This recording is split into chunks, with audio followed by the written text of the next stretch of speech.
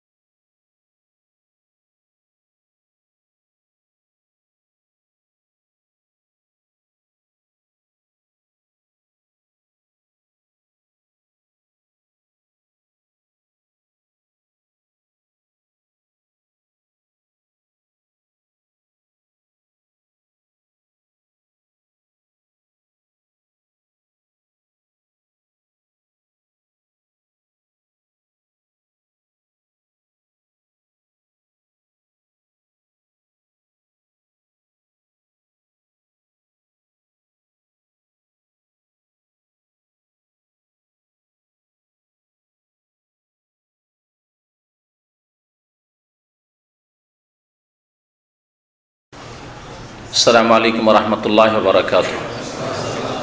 إن الحمد لله نحمده ونستعينه ونستغفره ونعوذ بالله من شرور أنفسنا ومن سيئات أعمالنا. من يهده الله فلا مضل له ومن يضلله فلا هادي له. وأشهد أن لا إله إلا الله وحده لا شريك له وأشهد أن محمدا عبده ورسوله صلى الله تعالى عليه وعلى آله وصحبه وسلم تسليما كثيرا. يا أيها الذين آمنوا اتقوا الله حق تقاته ولا تموتن إلا وأنتم مسلمون. يا أيها الناس اتقوا ربكم الذي خلقكم من نفس واحدة وخلق منها زوجها وبث منهما رجالا كثيرا ونساء واتقوا الله الذي تساءلون به والأرحام إن الله كان عليكم رقيبا. يا أيها الذين آمنوا اتقوا الله وقولوا قولا سديدا يصلح لكم أعمالكم ويغفر لكم ذنوبكم ومن يطع الله ورسوله فقد فاز فوزا عظيما. أما بعد فإن خير الحديث كتاب الله وخير الهدي هدي محمد صلى الله عليه وسلم وشر الأمور محدثاتها وكل محدثة بدعة وكل بدعة ضلالة وكل ضلالة في النار. أعوذ بالله من الشيطان الرجيم. بسم الله الرحمن الرحيم. قد أفلح من تزكى. সম্মানিত ভাতৃমণ্ডলী, আল্লাহ পাক রব্বুল আলামিনের সমস্ত প্রশংসা যে আল্লাহ পাক রব্বুল আলামিন আমাদের সৃষ্টি করেছেন এবং আমাদেরকে একমাত্র তাঁর ইবাদত বন্দেগীর জন্যই সৃষ্টি করেছেন। সালাত এবং সালাম নাজিল হোক প্রিয় নবী মুহাম্মদ রাসূলুল্লাহ সাল্লাল্লাহু আলাইহি ওয়াসাল্লামের প্রতি, যিনি সবচাইতে সুন্দর করে আল্লাহ পাকের ইবাদত করেছেন এবং সুন্দর ইবাদতের তরিকা আমাদেরকে শিখিয়েছেন। নবী করিম সাল্লাল্লাহু আলাইহি ওয়াসাল্লাম যেমন ইবাদত করেছেন দৈহিক ইবাদত, তেমনই ইবাদত করেছেন বাচনিক ইবাদত, তেমনই ইবাদত করেছেন এসবের পূর্বে হৃদয়ের ইবাদত, অন্তরের ইবাদত। ইবাদত আপনার জীবনে এসব ক্ষেত্রে হইতে হবে। অন্তর দিয়ে ইবাদত করতে হবে। আপনার জবান দ্বারা আপনাকে আল্লাহ পাক যে বাকশক্তি দিয়েছেন তা দিয়ে ইবাদত বন্দেগী হইতে হবে। আপনাকে আল্লাহ অঙ্গ প্রত্যঙ্গ দিয়েছেন সেসব দিয়েও আপনার ইবাদত বন্দেগী হইতে হবে। তাহলে ইবাদত হচ্ছে ইবাদতে কলবি, হৃদয়ের ইবাদত। ইবাদত হচ্ছে ইবাদতে লিসানি, জবানের ইবাদত, বাচনিক ইবাদত। ইবাদত হচ্ছে ইবাদতে বাদানি বা দৈহিক ইবাদত, শারীরিক ইবাদত। এসবগুলি ইবাদত যারা করে তারাই সত্যিকার অর্থে আল্লাহ পাকের বান্দা। তারাই ইসলামে পূর্ণাঙ্গ রূপে প্রবেশ করতে পারবে যার আদেশ আল্লাহ পাক করেছেন। আমাদের ধারাবাহিক এই শুক্রবারে জুমার পরে যে তাফসির হয়, তাফসির শুনে অনেক সময় একই রকম শুনে অনেকে হয়তো নতুন কিছু শুনতে চান। তো অনেক ভাইয়ের পরামর্শ যে মাঝে মধ্যে বিষয়ভিত্তিক কোনো আলোচনা হলে ভালো। তো আজকে বিষয়ভিত্তিক একটা আলোচনা করব, তবে আলোচনার অধিকাংশ বিষয়গুলি হচ্ছে কোরআন কারীম থেকে। তো এটা এক ধরনের কোরআন কারীমের তাফসীর। কোরআন কারীমের প্রত্যেকটি পয়েন্টে দলিল পেশ করা হয়েছে কোরআন কারীম থেকে, যা পেশ করবো আপনাদের সামনে। আর কিছু সহিহ হাদিস রয়েছে। আর আমাদের আলোচনা কোরআন এবং হাদিসের বাইরে সাধারণত হয় না, যে শুধুই বলতেই থাকলাম, দেখা গেল 1 ঘন্টা 1.5 ঘন্টার মধ্যে দুটো একটা হাদিস পাওয়া যায় না, আয়াত পাওয়া যায় না। এইরকম বক্তব্য যে আমাদের সমাজে প্রচলিত বক্তব্য, সেই বক্তব্যে আমি বিশ্বাসী নই। সেই বক্তব্য দিয়ে ইসলাহ হবে, মানুষ জাতির সংশোধন হবে, এটা আমি বিশ্বাস করি না। যার ফলে ওই তরিকা আমি ধরিনি। ইচ্ছা করলে হয়তো ওই মার্কেটে যে প্রচলিত তরিকা, সেই তরিকা ধরে পেট ব্যবসা করা যেত, কিন্তু পেট ব্যবসা করা উদ্দেশ্য ছিল না, যার ফলে ওই তরিকা ধরিনি শুরু থেকেই। আরবদের যে তরিকা এখানে আসার পরে দেখলাম কোরআন এবং হাদিস সম্বলিত বক্তব্য 1 ঘন্টা থেকে 1.5 ঘন্টা, এটা অনেক বেশি। এদেশে সারা রাত ব্যাপী জালসা হয় না, আর 3 দিন ব্যাপী সম্মিলন হয় না। কথা দেখেছেন? সৌদি আরবে কোথাও এগুলো হয় না। আমার দেশে 5 দিন ব্যাপী তাফসীরুল কোরআন মাহফিল, 3 দিন ব্যাপী সম্মিলন, ইজতেমা, আর একজন বক্তা উঠলো 5 ঘন্টা ধরে তার একটানা ওয়াজ চলছে। কিন্তু কাজের সময় দেখা যাচ্ছে যে কোনো সংশোধন হচ্ছে না, সমাজের কোনো সংশোধন হচ্ছে না। ছোটকালে আমরা জলসায় গেছি, বড় হয়েও গিয়েছি, ছাত্র জীবনে গিয়েছি, তো দেখেছি জলসা থেকে, ওয়াজ মাহফিল থেকে লোকেরা ফিরে আসছে আর রাস্তায় গল্প করছে, কেমন লাগলো রে, কেমন লাগলো, খুব ভালো লাগলো, অমুক মাওলানা যে বললেন না, এত সুন্দর সুর, এত মজা লাগলো, আর বলার নেই, খুব মজা লাগলো। এর বেশি কিছুই না। ফজর নামাজও নেই, ওয়াজ মাহফিলতে ফিরে গিয়ে ফজর নামাজও নেই। হালাল হারামের কোনো সংশোধন নেই, যে এতদিন হারাম খাচ্ছিলাম, হারাম কথা বলছিলাম, হারাম দেখছিলাম, আর দেখবো না, আর করবো না, আর শুনবো না, এইসব কোনো সংশোধন নেই। এই জন্য আরব দেশে যে তরিকা, প্রচলিত তরিকা, বেশি লম্বা বক্তব্য নয়, বিষয়ভিত্তিক বক্তব্য, আর সবচেয়ে বেশি মানুষের অন্তরে প্রতিক্রিয়া সৃষ্টি করতে পারে আল্লাহ পাকের কথা, কোরআন কারীমের কথা, আর তার রাসূল সাল্লাল্লাহু আলাইহি সাল্লামের কথা। এই জন্য মানুষ কিসসা কাহিনী দিয়ে আর হাসিয়ে কাঁদিয়ে, একবার হাসিয়ে দিলেন, একবারে জমিয়ে দিলেন, আর একবার কাঁদিয়ে দিলেন, এইরকম ওয়াজ করে মানব জাতির সংশোধন কখনো হয়নি, আর হবে না।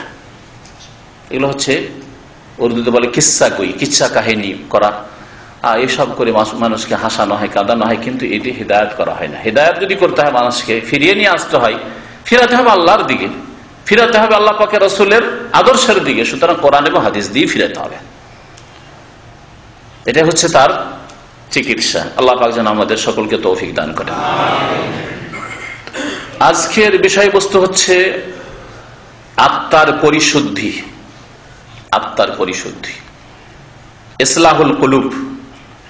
অন্তরের সংশোধন কেমন করে হবে?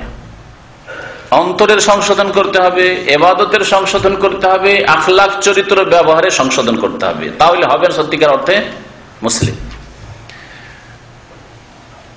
আখলাক চরিত্র সংশোধন করার আগে ইবাদতের সংশোধন করতে হবে। ইবাদতের সংশোধনের পূর্বে অন্তরের সংশোধন করতে হবে, কলবের ইসলাহ করতে হবে। হৃদয়ের, মনের সংশোধন যদি হয়ে যায়, কারণ প্রত্যেকটি কথা বলার ক্ষেত্রে, প্রত্যেকটি কাজ সম্পাদন করার ক্ষেত্রে, ইবাদত হোক অথবা মানুষের সাথে চলাফেরার ক্ষেত্রে আখলাক আচরণ হোক, প্রথম অন্তর কি করে? অন্তরে এই কথা আসে, যেটা বলবো, এটা করব, হ্যাঁ, এটা কথা অন্তরে আসে। তারপরে অন্তর জবানকে বলে, অঙ্গ প্রত্যঙ্গকে বলে যে তুই এই কাজগুলি কর। কথা বুঝছেন না? আমার যে কোনো কাজ করেন অথবা যে কোনো কথা বললেন, ভালো কাজ অথবা মন্দ কাজ, ভালো কথা অথবা মন্দ কথা, মারামারি করব, গাল দেব, খারাপ জিনিস দেখব, ফিল্ম দেখব, হ্যাঁ, ভালো কাজ করবো, মন্দ কাজ করবো, নামাজ পড়ো, মসজিদে যাব, দিন শিখতে যাব, এগুলি কথা জবানে বলছেন বা কাজে আপনি করছেন। এই যে এখানে এসেছেন, তার আগে অন্তর আপনাকে বলেছে যে আজকে শুক্রবার, জুমার পরে কোরআনের তাফসীর হবে, জুমার পরে ইসলামিক আলোচনা হবে ইসলামিক সেন্টারে। অন্তরে প্রথম এই কথা এসেছে, যার নাম হচ্ছে নিয়ত। অন্তরে এই সংকল্প এসেছে। তারপরে অন্তর আপনার অঙ্গ প্রত্যঙ্গকে ইনফর্ম করছে, জানাচ্ছে। আপনার পাকে বলছে যে তোকে হাঁটতে হবে আজকে, আপনার ঘুমকে বলছে যে ঘুম তোকে উঠতে হবে, আজকে তাড়াতাড়ি উঠতে হবে, 9:30 10টায় উঠতে হবে, জুমার নামাজটা পড়তে হবে, জুমা মসজিদ ওখানে জুমার খুতবার অনুবাদ হয়, সেখানে হাজির হইতে হবে, আর তারপরে ওখান থেকে আসর পর্যন্ত তোকে ওখানে গিয়ে দিন শিখতে হবে। এই যে ইবাদতের আমল এসেছে, ইলম শিখা হচ্ছে ইবাদত, ইসলাম সম্পর্কে জ্ঞান অর্জন করা হচ্ছে ইবাদত। এই উদাহরণ দিয়ে নেন, এটার জন্য প্রথম অন্তরের ইসলাহ হয়েছে, অন্তরে চাহিদা হয়েছে, আগ্রহ জন্মেছে যে আমি দিন শিখব। যার অন্তরে আগ্রহ নেই তার অঙ্গ প্রত্যঙ্গ কখনো দিন শিখার কাছে আসবে না, এলেমের কাছে আসবে না, আমলের কাছে আসবে না। কয়েকদিন আগে একজন বাহরাইনে ট্যাক্সি চালায়, দেশি মানুষ, ভাবে সাবে কথায় বোঝা যাচ্ছে যে আরাম করে আমরা কাস্টমার ছাড়া বাইরের কাস্টমার নিই না, তার মানে বড় পয়সা ইনকাম করে। তো আমি বললাম যে ইসলামিক সেন্টারে কখনো আসেন কি? নতুন মানুষকে এইভাবে হালকা করে দাওয়াত দেওয়া যায়, কারণ বেশি করে চাপ দিলে ও শুনবে না, বরং ওর ঘৃণা জন্মে যাবে, আরো বেশি পাপে লিপ্ত হবে বেচারা মিসকিন। তো বলছেন না, ইসলামিক সেন্টারে কখনো আসেনি। ইসলামিক সেন্টারে কোনো ক্যাসেট বা বক্তব্য বা কোনো বই পড়েছেন, শুনেছেন? বলছেন না, সময় হয় না। আমাকে বলছে, সে আমাকে চেনে না আর কি, যে আমি কেউ নামে চেনে না, কিন্তু কাজে কামে দেখা হয়ে গেছে অনেক জায়গায়। তো আমি পরিচয় না দিয়েই বললাম সময় হয় না। আমি বললাম যে দুনিয়ার যে পয়সার সময় হচ্ছে, ভালোভাবেই বললাম ঠান্ডা করে, সেটা ক্ষণিকের জন্য, দুটো চোখ বন্ধ হয়ে গেলে সব শেষ হয়ে যাবে। কিন্তু আল্লাহ সম্পর্কে, আল্লাহর দিন সম্পর্কে যেটুকু শিখবেন আর যেটুকু আমল করবেন, সেটা দুনিয়াতেও কাজে আসবে, আল্লাহর রহমতের কারণ হবে, রিজিকে বরকত হবে, আর মওতের পরে কবরে জীবনেও কাজে আসবে, হাসরের মাঠেও কাজে আসবে, আর ওই পুলের ওপরেও কাজে আসবে, পুল সেরাতে, আর তারপরে জান্নাতে আপনাকে নিয়ে যাবে। সেটাই সবসময় কাজ দিবে আপনার। তার জন্য কিছু সময় বের করার চেষ্টা করিয়েন, তার জন্য কিছু সময় বের করার চেষ্টা করিয়েন। ও সাল্লাল্লাহু আলা নবিয়িনা মুহাম্মদ, বাস যথেষ্ট এইটুকু। এটা নতুন মানুষের জন্য, বা হিদায়াতের মালিক আল্লাহ। কি বলছিলাম? হ্যাঁ, অন্তরে যদি আপনার চাহিদা না থাকে, দিন শিখবো না, দিনের উপর আমল করব না, ভালো কথা বলবো না, তাহলে কখনো আপনার দ্বারা ভালো কাজ হবে না। না ইবাদত হবে, 5 ওয়াক্ত নামাজ হবে না, ভালো আখলাক চরিত্র মানুষের সাথে পেশ করবেন। যদি আখলাক চরিত্র পেশ করেন, কাফের ও মুসলিম পেশ করে দুনিয়ার গরজে, আমার অমুকের সাথে, অমুক জাতির সাথে লেনদেন, কূটনৈতিক সম্পর্ক আছে, সুতরাং তার সাথে আমাকে ভালো আদান প্রদান টেকনিকটা এটা ঠিক রাখতে হবে, কারণ নিতে হবে, দিতে হবে। এই হচ্ছে দুনিয়ার সম্পর্ক, তাই না? লেনদেনের সম্পর্ক। যার সাথে লেনদেনের সম্পর্ক নাই, তোর কাছে পাবোই বা কি, তুই আমাকে দিবি বা কি, তোর সাথে ভালো ব্যবহার করে আমার লাভটাই বা কি। কিন্তু একজন মুসলিম তা করে না, আপনি তা করি না। আমি ভালো ব্যবহার করে আল্লাহর জন্য করি, ইবাদত করলে আল্লাহর জন্য করি, আপনাকে সালাম দিলে আল্লাহর জন্য করি, আপনার কাছে কিছু পাবো সেজন্য। আজকাল কিছু সালাম হয়েছে, সালাম দেওয়া মানে 5 রিয়াল চাইবে, মুমকিন 5 রিয়াল, এইরকম সালাম না, জিন্দেগিতে সালাম দেবে না। এখানে এসে দেখলাম রাস্তায় অনেকে হাঁটছি, হঠাৎ করে সালাম, কি ব্যাপার সালাম, মুমকিন 5 রিয়াল, এটা 5 রিয়াল 2 রিয়ালের সালাম, ভিক্ষা চাওয়া সালাম। দুনিয়ার গরজে মানুষ কাজ করে। একজন মুসলিম, সত্যিকার অর্থে মুসলিম হলে দুনিয়ার গরজে করে না। বলছিলাম যে অন্তরের যদি ইসলাম হয়ে যায়, তাহলে ইবাদতের ইসলাম হয়ে যাবে, সুন্দর ইবাদত হবে। অন্তরে যদি এই বিশ্বাস হয়ে যায় যে আমাকে একমাত্র আল্লাহ পাকের ইবাদত বন্দী করে জীবনযাপন করতে হবে এবং রাসূলের তরিকায় জীবনযাপন করতে হবে, এটা অন্তরে প্রথম মজবুত হতে হবে, তাহলে আপনার ইবাদত, আপনার নামাজ নবীর তরিকা হবে, আপনার হজ নবীর তরিকা হবে, অন্য কোনো তরিকা হবে না। কারণ অন্তরে এটাই বিশ্বাস যে আমার ইবাদত বন্দেগী আল্লাহর জন্য হবে এবং আল্লাহ যাকে রসুল করে পাঠিয়েছেন তার তরিকা অনুযায়ী হবে। তাহলে অন্তরের প্রথম ইসলাহ লাগবে জীবনের প্রতিটি ক্ষেত্রে। অন্তরের ইসলাহ সম্পর্কে মুসলিম জাতিতে একটি তরিকা প্রচলিত হয়েছে, যেটা হচ্ছে সুফিবাদ, মানুষের কাছে প্রচলিত। সুফিবাদ প্রথম মুসলিম সমাজে যে ছড়িয়েছে, ধীরে ধীরে ধীরে ধীরে ধীরে ছড়িয়েছে, তারা কিন্তু ভালো লেবেল লাগিয়ে ছড়িয়েছে যে আমরা মানুষের অন্তরের ইসলাহ করতে চাই। কারণ অন্তরের ইসলাহ না হলে, আমার কথাগুলি বলেছে, অন্তর ইসলাম না করলে ইবাদতের ইসলাম হবে না।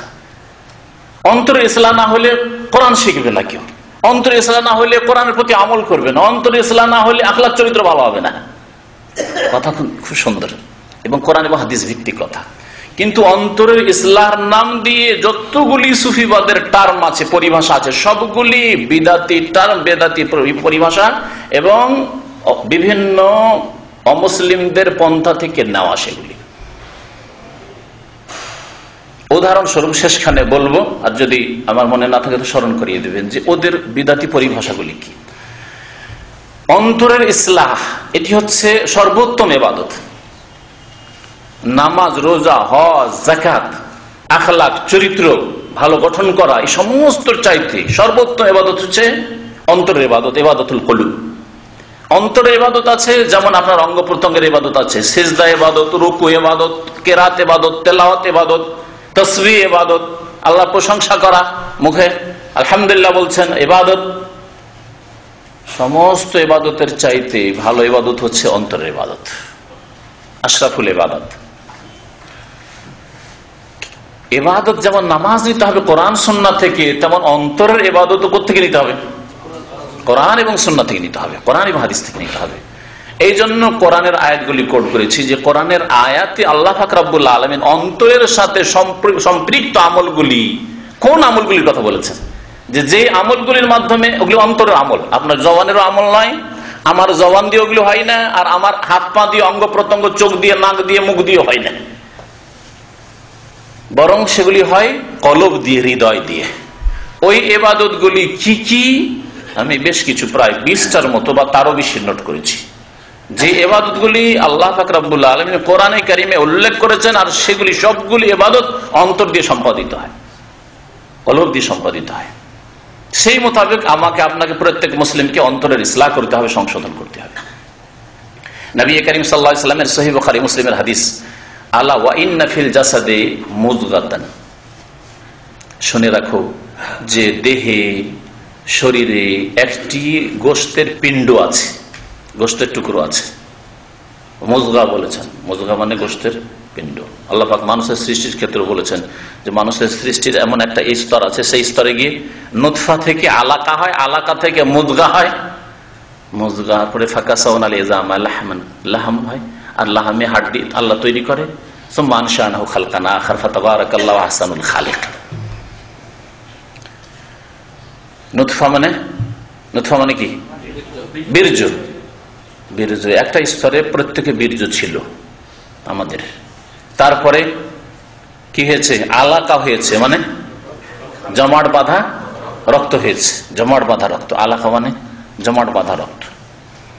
তারপরে সে আলাকাটা রূপান্তরিত হয়েছে কিসে? মুযগাতে, মানে গোশতের টুকরোতে, গোশতের পিণ্ডে, এটা গোশতের টুকরো হয়েছে।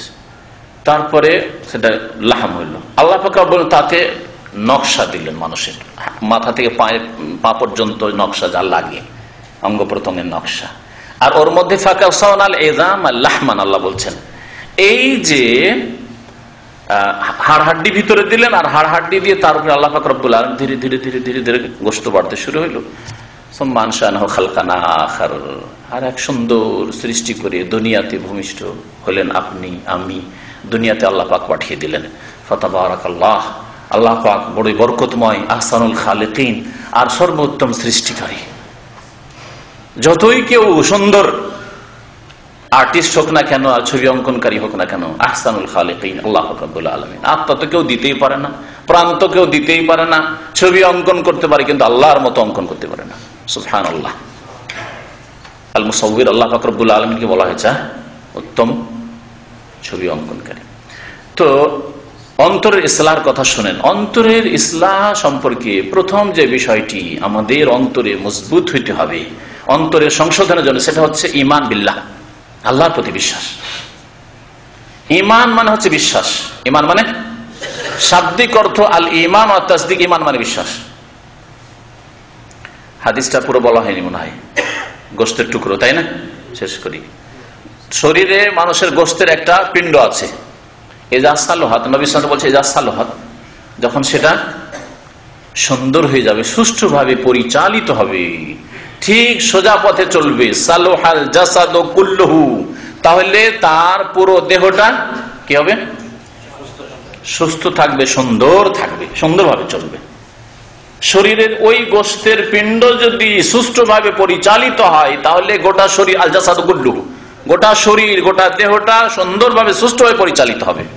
ওয়াইদা ফাসাদা ফাসাদাল জাসাদু কুল্লুহু, আর যদি ওই শরীরের ওই একটি গোশতের টুকরো, গোশতের পিণ্ড যদি কি হয়ে যায়? নষ্ট হয়ে যায়। ফাসাদা, ফাসাদা মানে সরে যাওয়া, ফাসাদা মানে বিপর্যয় সৃষ্টি হয়ে যাওয়া, ফাসাদা মানে বিগড়ে যাওয়া। বিগড়ে যাওয়া বলেন কি আপনারা? বিগাড় ধরে নেওয়া, উর্দু শব্দ অনেকে বাংলায় ব্যবহার করে থাকে। ফাসাদা, যদি তাতে বিগাড় সৃষ্টি হয়ে যায়, তাতে যদি বিপর্যয় সৃষ্টি হয়ে যায়, তার যদি অধঃপতন হয়ে যায়, সেটা যদি নষ্ট হয়ে যায়, সরে যায়, যদি ওই ফাসাদা, ওই গোশতের একটা পিণ্ড যদি সরে যায়, সরা পচা হয়ে যায়, ফাসাদাল জাসাদু কুল্লু, তাহলে গোটা শরীর সরে পচে যাবে, গোটা শরীর সরে পচে যাবে। আলা, শোনো, সাবধান, মনে রাখো। আলা মানে ওয়াহিয়াল কালব, সেটা হচ্ছে কলব, হৃদয়, হার্ট, সেটা হচ্ছে হার্ট। এই হার্টের জন্য, এই হৃদয়ের জন্য তার যত্ন করার জন্য, যাতে করে হার্ট ফেল না হয়, হার্টে যে শিরা উপশিরাগুলি রক্ত নিয়ে যাচ্ছে সেগুলি বন্ধ না হয়ে যায়, এর জন্য লাখ লাখ টাকা খরচ করছে মানুষ। এর জন্য কোলেস্টেরল কন্ট্রোলে রাখা, এর জন্য প্রেসার কন্ট্রোলে রাখা, তাই না? যুগ যুগ ধরে আমি জানি এমন ভাইকে যে 25-30 বছর বয়সে সে প্রেসারের ওষুধ খাওয়া শুরু করেছে, কোলেস্টেরল ওষুধ খাওয়া শুরু করেছে। কি জন্য? এই হার্টের শারীরিক দিক থেকে হার্টটাকে সুরক্ষিত করার জন্য, আধ্যাত্মিক দিক থেকে নয়। বাঁচবে হয়তো 70 বছর, 80 বছর, এখন তার বয়স 50-এর উপরে চলে গেছে, হয়তো 60-এর কাছাকাছি। তাকে জানি 25-30 বছর বয়স থেকে সে হাই প্রেসারের ওষুধ খায়। কিসের জন্য? এই হার্ট ফেল না হয়ে যায়। আমি এই জন্য না, তার মানে শরীর বাঁচাবার জন্য। ওই হার্ট ফেল হইলে আমার মত হয়ে যাবে, সেই জন্য জান বাঁচাবার জন্য কত চেষ্টা মানুষের, কিন্তু তার ঈমান বাঁচাবার জন্য, তার আধ্যাত্মিকতার উন্নতির জন্য চেষ্টা আছে কিনা, এটা হচ্ছে জিজ্ঞাসার বিষয়। এটা হচ্ছে সবার কাছে জিজ্ঞাসার বিষয়।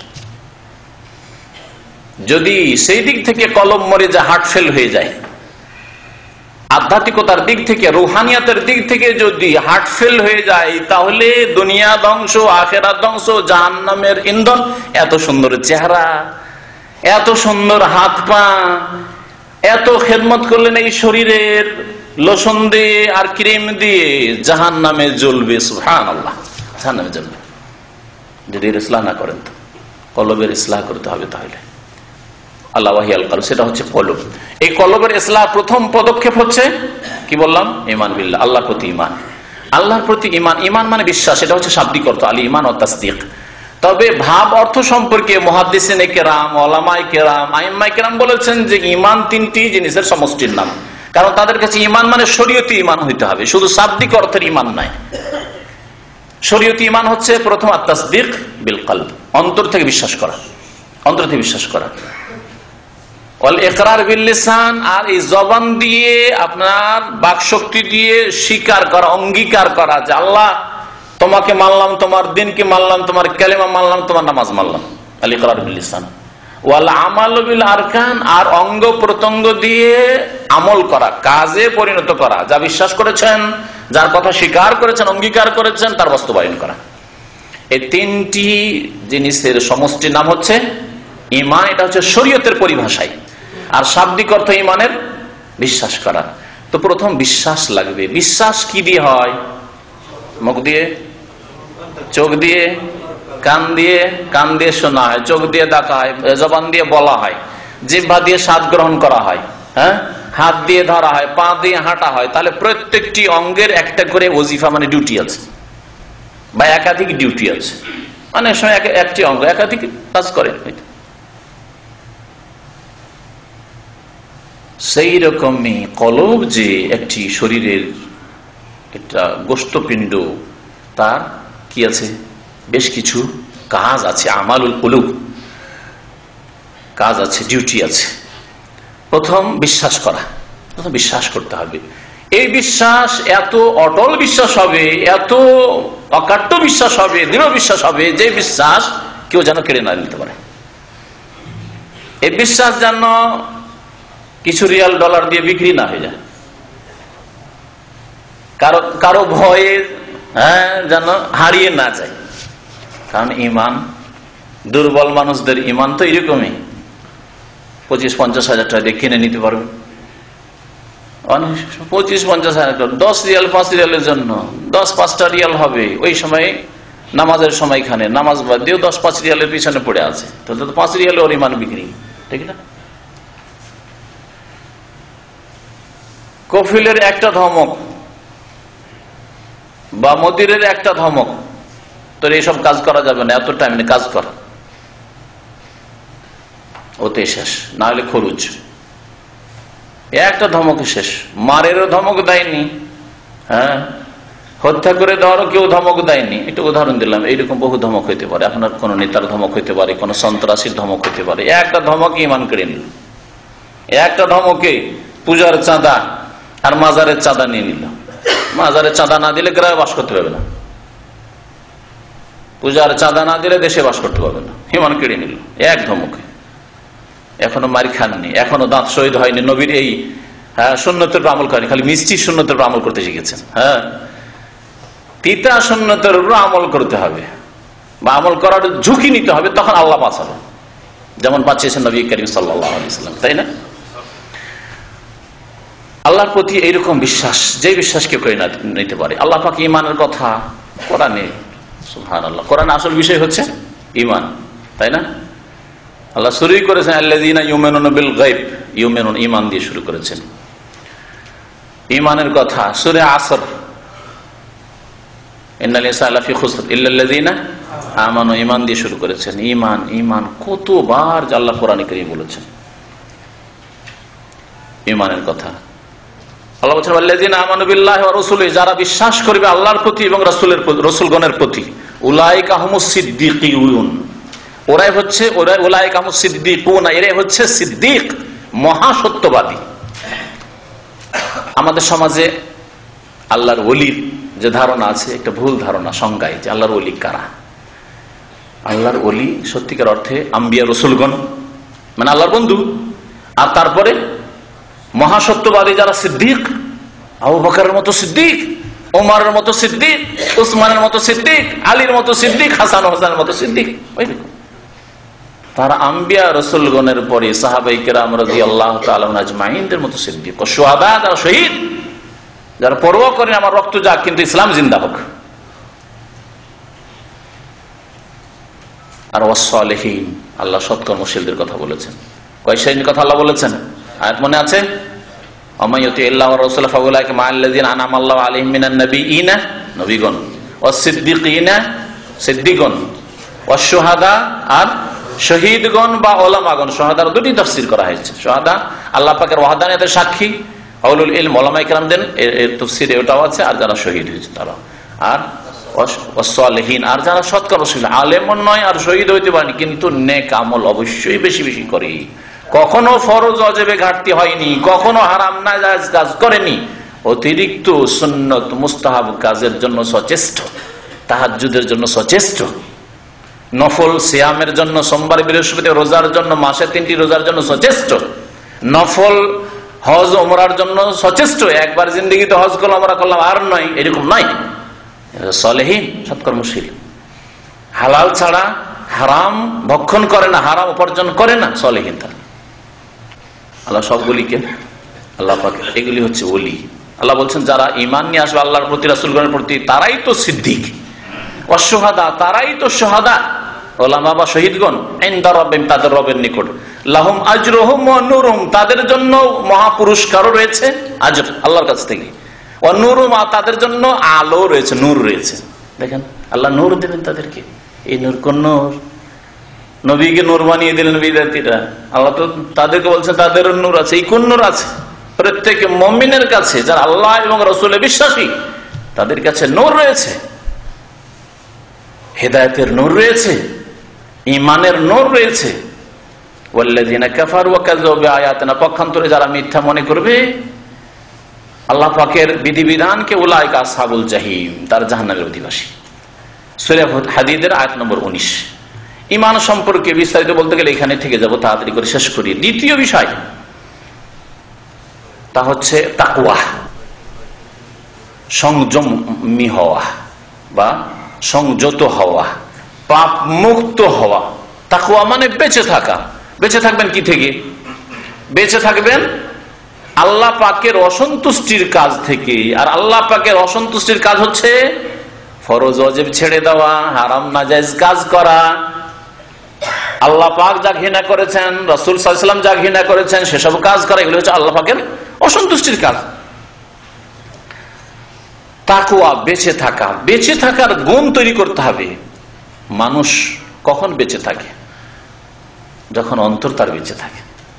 অন্তর যদি গুনাহ থেকে বেঁচে না থাকে, যার অন্তর হয় পাপিষ্ট, তার অঙ্গ প্রত্যঙ্গ মাথা থেকে পা পর্যন্ত, চোখ, নাক, হাত, পা সবগুলি পাপিষ্ট হবে। অন্তরকে পাপ মুক্ত করতে হবে। তাকওয়া, নবী করিম সাল্লাল্লাহু আলাইহি ওয়াসাল্লাম এই জন্য বলেছেন আত-তাকওয়া হা হুনা, আত-তাকওয়া হা হুনা, আত-তাকওয়া হা হুনা। অথচ তাকওয়া মানে হাতও গুনাহ থেকে বেঁচে আছে, কাউকে মারেন না আপনি। জবান গুনাহ থেকে বেঁচে আছে, কারো গীবত করেন না, চুগলখড়ি করেন না, মিথ্যা কথা বলেন না, তাই না? পাও গুনাহ থেকে বেঁচে আছে, গুনাহর জন্য কদম বাড়ান না আপনি। চোখ গুনাহ থেকে বেঁচে আছে, কখনো আপনি নোংরা ফিল্ম দেখেন না, মহিলার ছবি দেখেন না, মহিলার দিকে তাকান না।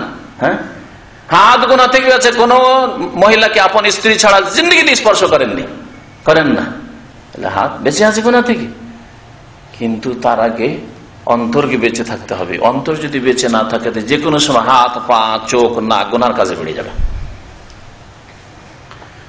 নবী করিম সাল্লাল্লাহু আলাইহি ওয়াসাল্লাম কি বলছেন? আত-তাকওয়া হা হুনা, তাকওয়া এখানে আছে। তাকওয়া তো অঙ্গ প্রত্যঙ্গেও আছে, কিন্তু আসল তাকওয়া এখানে আছে। এখানে অন্তরে যদি তাকওয়া না থাকে, আল্লাহ ভীরুতা না থাকে, যদি পাপ থেকে বেঁচে থাকার চেষ্টা না থাকে, মেহনত না থাকে, তাহলে হাত পা অঙ্গ প্রত্যঙ্গ কখনো গুনাহ থেকে বাঁচবে না, তাতে কখনো তাকওয়া আসবে না।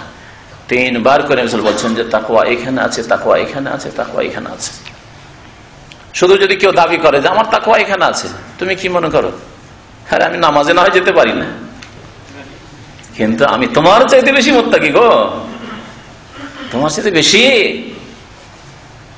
এরা আরো বড় শয়তান, এরা আরো বড় শয়তান। কারণ মনে রাখবেন যে আপনার ভিতরে জুমার দিনে যদি আতর ব্যবহার করে এসে থাকেন, গেঞ্জির তলায় ওপরে জামা আছে, এগুলি কাপড় চোপড় আছে, আর গেঞ্জির তলাতেও যদি আতর থাকে, পাশে বসলে মানুষ সুগন্ধি পাবে। তাহলে আপনার কলবে তাকওয়া থাকলে অবশ্যই পাশের লোক সুগন্ধি পাবে, নামাজ দেখতে পাবে, রোজা দেখতে পাবে, হজ যাকাত দেখতে পাবে, হালাল রিজিক আপনার উপার্জন দেখতে পাবে, হারাম থেকে বেঁচে থাকা দেখতে পাবে। জিন্দেগিতে দেখতে পায় না, আর বলছেন তাকওয়া আছে অন্তরে। বড়ই মিথ্যুক, বড়ই মিথ্যুক। বহিঃপ্রকাশ অবশ্যই করবে। আমার একটা বক্তব্য অনেক পুরাতন আছে, তাকওয়ার বহিঃপ্রকাশ। আল্লাহ ভীরুতা অন্তরে আছে, সংযত জীবন যাপন করেন, মনে যদি তাকওয়া থাকে, বেঁচে থাকার কামনা থাকে, তাহলে তার বহিঃপ্রকাশ ঘটবে। কথায়, চলা ফেরায়, আপনার আজান হতেই আপনি ব্যতিব্যস্ত হয়ে যান মসজিদে যাওয়ার জন্য। আজান হয়ে গেল, একামত হয়ে যাচ্ছে, বসেই আছেন, নামাজ হয়ে গেল, ঘুমিয়েই থাকলেন, এটাই স্বভাব আপনার। তাকওয়া আছে আমার অন্তরে। আশ্চর্য কথা, এত বড় মিথ্যা কথা কেন? তাকওয়া, ঈমান এবং তাকওয়ার ভিত্তিতে আল্লাহ পাক রব্বুল আলামিন বলেছেন যে আমি তাদেরকে ওলি, বন্ধু বলে গ্রহণ করব, তাই না? শুনে আল্লাহ পাকের সাথে বলছেন, আল্লাহ শুনে রাখো, ইন্না আউলিয়া আল্লাহ, নিশ্চয় আল্লাহ পাকের যারা ওলি, বন্ধু, দোস্ত, লা খাউফুন আলাইহিম, তাদের কোনো ভয় নেই, তাদের কোনো ভয় নেই, ওয়ালা হুম ইয়াহজানুন, আর তারা চিন্তিত হবে না, তাদের কোনো চিন্তা হবে না, ভয়ও নেই আর চিন্তা হবে না। অনেক সময় বর্তমানে কোনো অসুবিধা নেই, কিন্তু একটা আশঙ্কা করছেন, তখন মানুষ চিন্তায় পড়ে, দুশ্চিন্তায় পড়ে যায়। আগামীতে কোনো চিন্তা করবেন আর এখনো কোনো ভয় নেই, যদি আল্লাহ পাকের ওলি হও। আল্লাহ পাকের ওলি কারা? আল্লাহ বলছেন তারপরের আয়াতে, আল্লাযীনা আমানু ওয়া কানু ইয়াত্তাকুন, যারা ঈমান নিয়ে এসেছে, বিশ্বাস করেছে, ওয়া কানু ইয়াত্তাকুন, আর তারা গুনাহ থেকে বেঁচে থাকতো, সংযত জীবন যাপন করত। লাহুমুল বুশরা ফিল হায়াতিদ দুনিয়া, তাদের জন্য ইহজগতে সুসংবাদ রয়েছে। আল্লাহ দুনিয়াতেও সুসংবাদ দেবে। দুনিয়াতে সুসংবাদ দুইটি। দেখি কারো জানা আছে কিনা। আল্লাহ ভালো মানুষদেরকে, যারা মুমিন মুত্তাকি, তাদেরকে দুটি সুসংবাদ দেবেন দুনিয়াতে। কি? দুনিয়াতে আল্লাহ জান্নাত দেবেন না? দেবেন। দুনিয়াতে সেই জান্নাত পাওয়া যাবে না, কিন্তু মনের জান্নাত আছে, মনের তৃপ্তি, মনের শান্তি। এটা বড় জান্নাত, কিন্তু এটা আছে একজন মুমিন মানুষের। যতই বালা মুসিবতে থাক, মনের দিক থেকে মনোবল খুব মজবুত আছে। মনোবল কখন হারিয়ে ফেলেন একজন মুমিন মানুষ। দুনিয়ার সুসংবাদ কি? দুটো বলতে হবে না। ভালো স্বপ্ন, মাশাআল্লাহ, একটা মনে আছে, মাশাআল্লাহ। ভালো স্বপ্ন দেখবেন, আল্লাহ একটা সুসংবাদ। কারণ স্বপ্ন দেখলে মানুষ খুশি হয়। ভালো সুসংবাদ, এটা স্বপ্ন দেখলেন, আলহামদুলিল্লাহ, সেটার কয়েকদিন পরে, কয়েক মাস পরে, কয়েক বছর পরে বাস্তবায়ন হচ্ছে, খুশির শেষ থাকবে। টেনশনে ছিলেন, তারপরে হঠাৎ করে একটা স্বপ্ন দেখলেন, সকালে মনটা খুশি। ধরেন একটা উদাহরণ দিই, কোন শত্রু আপনাকে হুমকি দিয়েছে, মারবো, ধরবো, আর তারপর রাত্রে স্বপ্ন দেখছেন যে একটা সাপ আসলো, আর সাপ আসার পরে সামনে যেন দংশন দিতে আসছে, দিলাম তাকে একটা মার, সাথে সাথে ওকে একবার ছিন্ন ভিন্ন করে মেরে ফেলে দিলাম। বলে সকালবেলা একজন ভালো মুমিন খুশি হবে না? হবে না? খুশি হবে যে এই শত্রু সাপ আমার ক্ষতি করতে পারবে না, সে নিজেই ধ্বংস হবে। একটা উদাহরণ দিলে এরকম বহু উদাহরণ হইতে পারে, আল্লাহ পাক রব্বুল আলামিন বুশরা, সুসংবাদ রেখেছেন নেক লোকদের জন্য। আর রুইয়া সালেহা ইয়ারাহাল মুসলিম আও তুরালাহু, সহিহ বুখারী হাদিস আছে। নিজে মুসলিম দেখে নিজের জন্য, অথবা তার সম্পর্কে অন্য ভাইরা দেখে। আপনি দিনের কাজ করছেন, গ্রামের লোক শিরক বিদআত করে আপনার বিরুদ্ধে একেবারে সোচ্চার হয়ে উঠে পড়ে লেগেছে। সেই সময় আপনি দেখছেন যে মাশাআল্লাহ, আমি অনেক উঁচাতে, আর আপনি এত উঁচাতে চলে গেছেন, এটা ভাবতে পারেন না। উঁচু জায়গায়, যেন কোন একটা উঁচু জায়গায়। আপনি সকালবেলা খুশি হবেন না? হবেন না? হ্যাঁ, আপনার এই দাওয়াত, যে দাওয়াত দিচ্ছিলেন, তাতে হয়তো পিছপা হইতে যাচ্ছিলেন, যে চুপ হয়ে যাবো, থাক আর বলবো না, কারণ সবাই বিরোধী হয়ে গেল, কিছু বলবো না, থাক, যেমন সমাজ তেমনই চলি। সকালবেলা ইমানে এত মজবুত হয়ে গেল যে না রে, ছাড়বো না কাজ। আজকে হয়তো আমি এদের কাছে নির্যাতিত, কালকে আল্লাহ উপরে আমাকে উঠাবেন। এরকম স্বপ্ন দেখলে আপনার ইমান মজবুত হবে না?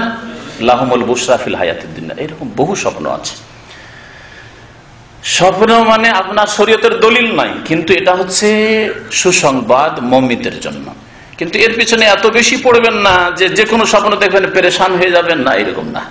কারণ অনেকে দেখেছে মা মারা গেছে, আর পেরেশান হয়ে কান্নাকাটি সকালে শুরু করে দিয়েছে। হ্যাঁ, না, এরকম না।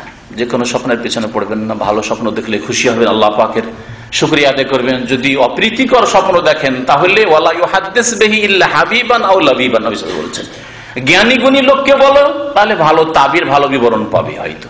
আর না হলে আপনজনকে, প্রিয়জনকে বলো যে তোমার জন্য খারাপ ব্যাখ্যা করবে না, আর সেটা আর কোনো অপব্যাখ্যা করবে না। প্রিয় মানুষকে বলো, আর না হলে বলিয়া লুকিয়ে রাখো। যাই হোক, স্বপ্নের পিছনে বেশি আর পড়ছি না। 2 নম্বর সুসংবাদ,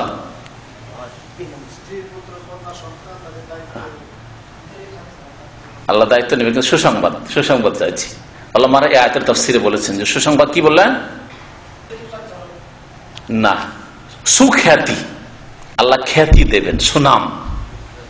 আপনি যেই কাজ করছেন সেই কাজের উপর, যে পথে আছেন সেই পথের উপর, যে অবস্থায় আছেন সেই অবস্থার উপর মানুষের কাছে সুনাম হচ্ছে।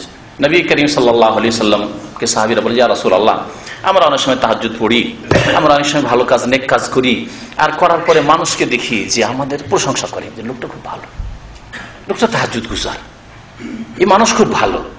তা আমাদের ভয় হয়, কি জানি আল্লাহ দুনিয়াতে নগদ দিয়ে দিল নাকি, আর আখিরাতে কিছুই পাবো না মনে হয়। কারণ মানুষ তো জেনে নিল, আর মানুষ সুনাম করেছে, তার মানে এটাই নগদ প্রতিফল, আর কিছু পাবো না মনে হয় আল্লাহ পাকের কাছে। কত ভয় তাদের, দেখেন, ইবাদত করে ভয়ে ভীত, এরকম অন্তর হইতে হবে। তখন নবী করিম সাল্লাল্লাহু আলাইহি ওয়াসাল্লাম বললেন যে তিলকা বুশরা আজলিল মুমিন, এটা হচ্ছে মুমিনের নগদ সুসংবাদ। ওই হাদিসে বুশরা শব্দ ব্যবহার হয়েছে, আর এই আয়াতে লাহুমুল বুশরা ফিল হায়াতিদ দুনিয়া, তাদের জন্য সুসংবাদ রয়েছে পার্থিব জগতে। এই যে সুসংবাদ, ভালো মানুষের খ্যাতি হওয়া, সুনাম, ইমানদার মানুষ, পরেজগার মানুষ যদি হন, তো শত্রু অনেক সময় সুনাম করে যে লোকটা কখনো খারাপ কথা বলতে শুনলাম না, লোকটা তো আমাদের ক্ষতি করেনি, আমরা তো অনেক শত্রুতা করছি ধর্মীয় ব্যাপারে, কিন্তু লোক তো আমার ক্ষতি করেনি, করে আমাদের তো ক্ষতি করে না, করে সুনাম করবে। আর ভালো মানুষ আল্লাহ নেক বান্দারা সুনাম করলে যথেষ্ট। অফিল আখেরা, এবং সুসংবাদ রয়েছে আখেরাতে, পরকালে মওতের সময় সুসংবাদ রয়েছে, ফেরেশতারা সুসংবাদ নিয়ে আসবেই। কবরে যখন ওঠানো হবে সুসংবাদ দেবে, আবশের বান্দা সুসংবাদ তোমার জন্য নিয়ে এসেছি। মুনকার নাকির শাস্তি নিয়ে আসেনি, আযাব নিয়ে, সুসংবাদ নিয়ে।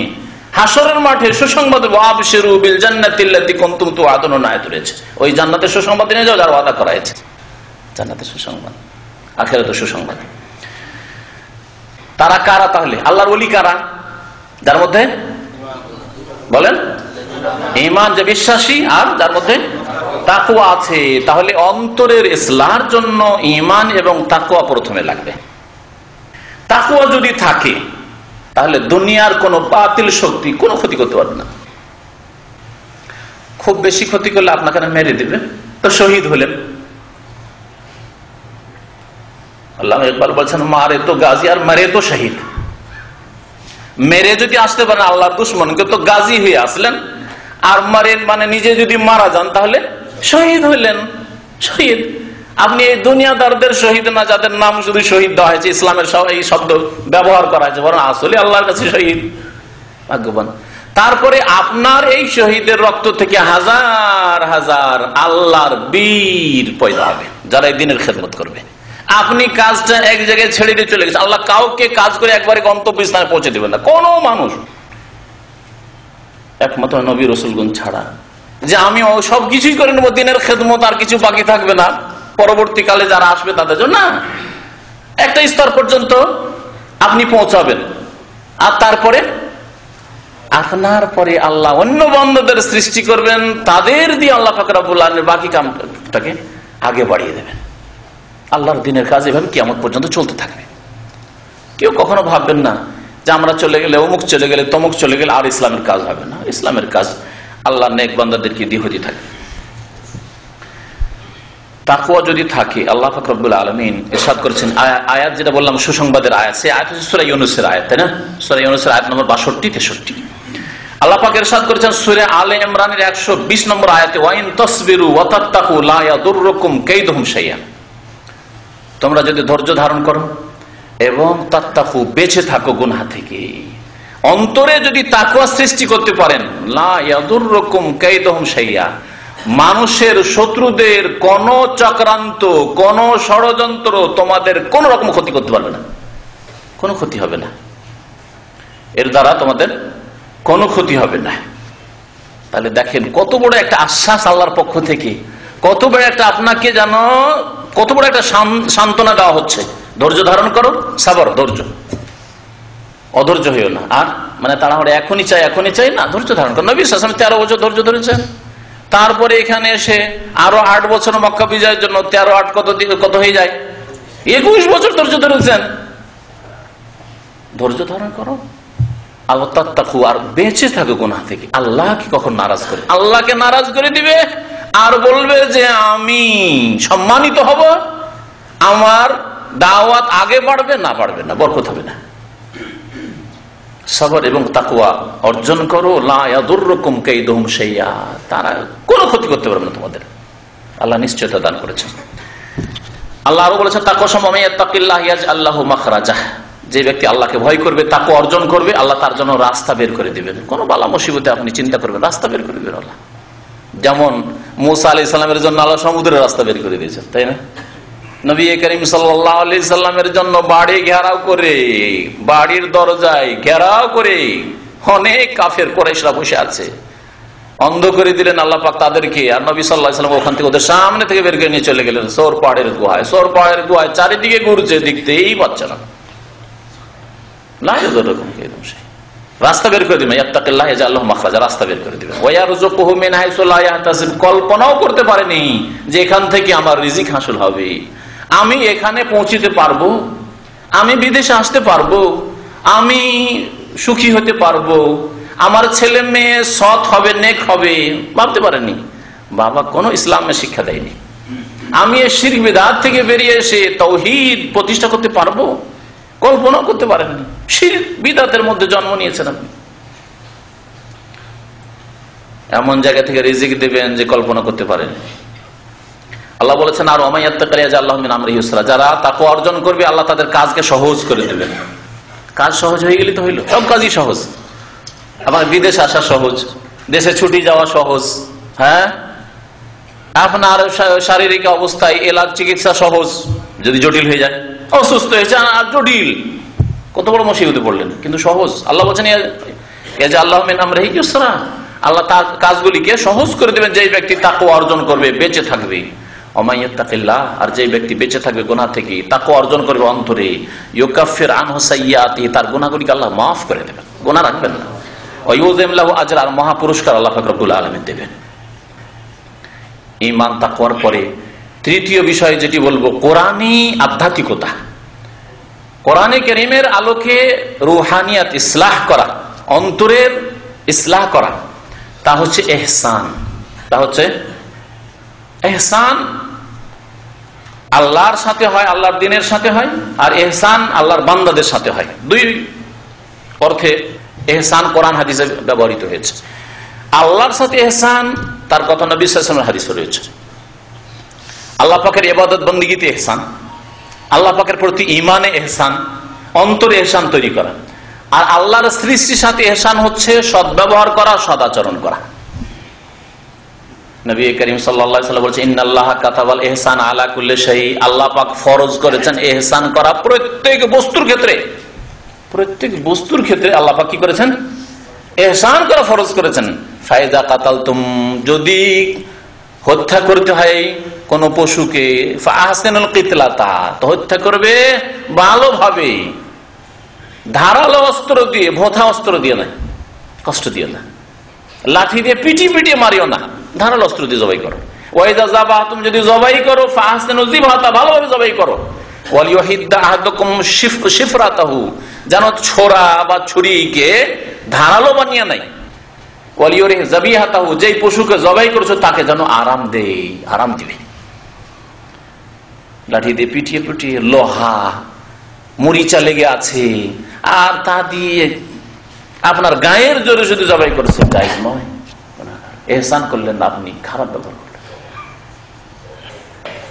এই জন্য আগুনে জ্বালাতে নিষেধ করেছে। আগুনে জ্বালিয়ে কোনো কষ্টদায়ক প্রাণীকে আগুনে জ্বালিয়ে মারা হারাম। এটা হচ্ছে খারাপ ব্যবহার করে, ইহসান করা নয়। তবে কষ্টদায়ক জীবজন্তু মারা যায়, কিন্তু মারার মতো করে মারতে হবে। চোখ নাক কাটা, চোখ তুলে নেওয়া, এসব করা জায়েজ নয়। তো ইহসান আল্লাহর সৃষ্টির সাথে, এমনকি আপনার খাবারের সাথে ইহসান। খাবারের সাথে ইহসান হচ্ছে যে যতটা খেতে পারবেন ততটা খান, নষ্ট করিয়েন না। অর্ধেক খেলে অর্ধেক ফেলে দিলেন, খাচ্ছেন আবার কিছু জুটো লাগিয়ে রেখে দিলেন, এদিক সেদিক ফেলে রেখে দিলেন, ফেলিয়েন। ভাত পড়ে গেছে, দু চারটা উঠিয়ে নেন, খেয়ে নেন। যেটা লাগবে না সেটা নষ্ট না করে আরো গরিবরা আছে আশেপাশে, তাদেরকে দিয়ে দেন। এটা হচ্ছে খাবার, খাদ্যদ্রব্যের সাথে, খাদ্য বস্তুর সাথে ইহসান করা। গাছপালার সাথে ইহসান, গাছ যেটা কেটে কাজে লাগবে সেটা কাটেন। লিচুর ফল, আম, এখন কোন কাজে আচারও করা যাবে না, আর আম পারছেন, তাহলে ইহসান করলেন না আমের সাথে, আপনি ফলের সাথে, কিন্তু সেটা কাজে লাগবে। ওই অবস্থা আপনি গাছের ফল পড়েন, যে সেটা আপনি ইহসান করলেন সেই ফলের সাথে। এইভাবে আলা কুল্লি শাই, প্রত্যেক বস্তুর সাথে ইহসান আল্লাহ করতে বলেছেন। আল্লাহ পাকের ইবাদত বন্দেগীতে ইহসান। আল্লাহ পাকের ইবাদত বন্দেগীতে ইহসান সম্পর্কে নবী করিম সাল্লাল্লাহু আলাইহি ওয়াসাল্লামের প্রসিদ্ধ হাদিস সহিহ মুসলিমে রয়েছে। হাদিসটিকে জিবরাইলের হাদিস বলা হয়, কারণ জিবরাইল আলাইহিস সালাম এসে নবী করিম সাল্লাল্লাহু আলাইহি ওয়াসাল্লামকে কয়েকটি প্রশ্ন করেছিলেন। তার একটি প্রশ্ন ছিল, প্রথম প্রশ্ন ছিল ইসলাম সম্পর্কে, তারপরে ঈমান সম্পর্কে, ঈমানের সংজ্ঞা, ইসলামের সংজ্ঞা, তারপরে ইহসান সম্পর্কে, কিয়ামত সম্পর্কে কখন হবে, কিয়ামতের লক্ষণ সম্পর্কে। ইহসান সম্পর্কে যখন প্রশ্ন করা, আখবিরনি আনিল ইহসান, জিবরাইল আলাইহিস সালাম জিজ্ঞাসা করলেন, ইয়া রাসূলুল্লাহ, ইহসান সম্পর্কে আমাকে একটু জানান তো, যে ইহসান মানে কি। নবী করিম সাল্লাল্লাহু আলাইহি ওয়াসাল্লাম বলেছেন, আনতা আবুদাল্লাহ কান্নাকা তারাহ ফাইন লাম তাকুন তারা ফাইন্নাহু ইয়ারাক। তুমি আল্লাহ পাকের ইবাদত বন্দেগী করবে এমন ভাবে, কান্নাকা, যেন তুমি তারাহু, তাকে দেখছো, আল্লাহকে যেন দেখে ইবাদত করছো। আল্লাহকে দেখা যায় না, এই জন্য কান্না যেন আল্লাহকে দেখলে যেমন তোমার ইবাদত হোক তেমন যেন তোমার ইবাদত হয়। ফাইনলাম তাকুন তারা, যদি এইরকম অবস্থা তোমার তৈরি না হয়, এইরকম উচ্চ শিখরের ঈমান তৈরি না করতে পারো, তাহলে ফাইন না হইয়া কমপক্ষে এতটুকু ঈমান মজবুত করো, এমন ভাবে ইবাদত করো যে ফাইন না হইয়া তিনি আল্লাহ তোমাকে প্রত্যক্ষ করছেন, দেখছেন তোমাকে। আল্লাহ দেখছেন, আল্লাহ দেখছেন আর আপনি আল্লাহ পাকের ইবাদত করছেন। যেমন কোম্পানিতে চাকরি করেন আর আপনার বস যে ডিউটি করেছেন, ডিউটির সাথে আপনার সামনে এসে হাজির। কাজের কোয়ালিটি কত সুন্দর হবে বলুন তো দেখি, কারণ বেতন বাড়াইতে হবে, এর অন্তরের আন্তরিকতা, অন্তর জয় করতে হবে, মন জয় করতে হবে। হ্যাঁ, এর কাছ থেকে আমাকে অনেক সময় বিফোর টাইম ছুটি নিতে হইতে পারে, 2 বছরের ছুটি, 1 বছরের ছুটি নিতে হবে, মোট কথা একে রাজি রাখতে হবে, তাই না? যার ফলে যেমন এসেছে বস তেমনই সামনে বস, তেমনই কাজ চলছে, মেশিনের মতো কাজ চলছে। আপনি মেশিন না, কিন্তু মেশিনের মতো কাজ করছেন। এটা হচ্ছে সামনে বস চলেছে, সামনে বস আসেনি, বস শুধু অফিসে এসছে, 3 তলাতে বস এসে বসে আছে আর ওখানে ক্যামেরা নিয়ে বসে আছে, দেখছে, আর আপনি 5 তলার উপর কাজ করছেন। এটা হচ্ছে ফাইন হয়ে রাখ। আপনি তো বসকে দেখতে পান না, কিন্তু আপনি জানছেন যে ক্যামেরার মাধ্যমে বস, আমি দেখে এলাম অফিসে বসে আছো, দেখছে আমাকে, সুতরাং কাজ আমাকে এখনো মজবুত করতে হবে, তাই না? সুবহানাল্লাহ, আল্লাহর জন্য উত্তম দৃষ্টান্ত। আল্লাহ পাকের যদি এইরকম ইবাদত বন্দেগী মানে নামাজ না, কারণ আমাদের দেশের ওয়াইজ বক্তাদেরকে বলতে শুনেছি, হাদিস পড়ে এটা আর তরজমা করে তোমরা নামাজ পড়বে এমন ভাবে জানো আল্লাহকে দেখছো, শুরু করে বলে ভাইরা আমার, নামাজ পড়বেন এমন ভাবে যেন আল্লাহ দেখছেন, আর না হলে কমপক্ষে নামাজ এমন ভাবে পড়বেন আল্লাহকে দেখছেন। প্রথমটা হচ্ছে আল্লাহকে দেখছেন, আর যদি তাই না হয় তাহলে হ্যাঁ আল্লাহ দেখছেন না। নামাজের কথা বলেননি নবী করিম, কি বলছেন? আনতা আবুদাল্লাহ, আনতুসাল্লি বলেননি, আনতা আবুদাল্লাহ, আল্লাহ পাকের ইবাদত বন্দী করছে। আল্লাহ পাকের ইবাদত কি? এখন ইবাদতের সংজ্ঞা জানতে হবে। ইবাদত মানে শুধু নামাজ, ইবাদত মানে শুধু রোজার সময় রোজা ব্যাস, ইবাদত মানে শুধু জাকাত দেওয়ার সময়টা, ইবাদত মানে শুধু হজের সময়টা আর হজ থেকে ফিরে আসে ইবাদত না। না, মুমিনের পুরো লাইফ, পুরো জিন্দেগি হচ্ছে ইবাদত। আপনার পুরো অবস্থায় হচ্ছে ইবাদত। আপনার জেগে থাকা, শুয়ে থাকা, চলা ফিরা, ইন্না সলাতি ওয়া নুসুকি ওয়া মাহইয়ায়া ওয়া মামাতি, সুবহানাল্লাহ, কোরআন কারীমে আল্লাহ বলেছেন। নিশ্চয়ই বান্দা কি বলবে? মুমিন বান্দা নিশ্চয় আমার, ইন্না সলাতি, আমার নামাজ, সালাত, অনুসুকি আমার কুরবানি, আমার ইবাদত বন্দেগী, হজের কার্যাবলী। নুসুক মানে কুরবানি হইতে পারে, নুসুক বলা হয় মানাসিক, হজের কার্যাবলী, উমরার কার্যাবলী। ও মাহিয়া আমার পুরো জীবন, পুরো জিন্দেগি, ও মামাতে আমার মরণ মত, সমস্ত কিছু কার জন্য? লিল্লাহ, আল্লাহ পাকের জন্য, রব্বুল আলামিন, যিনি হচ্ছেন রব্বুল আলামিন, রব্বুল আলামিন। তাহলে আপনার ইবাদত হচ্ছে পুরো জিন্দেগি।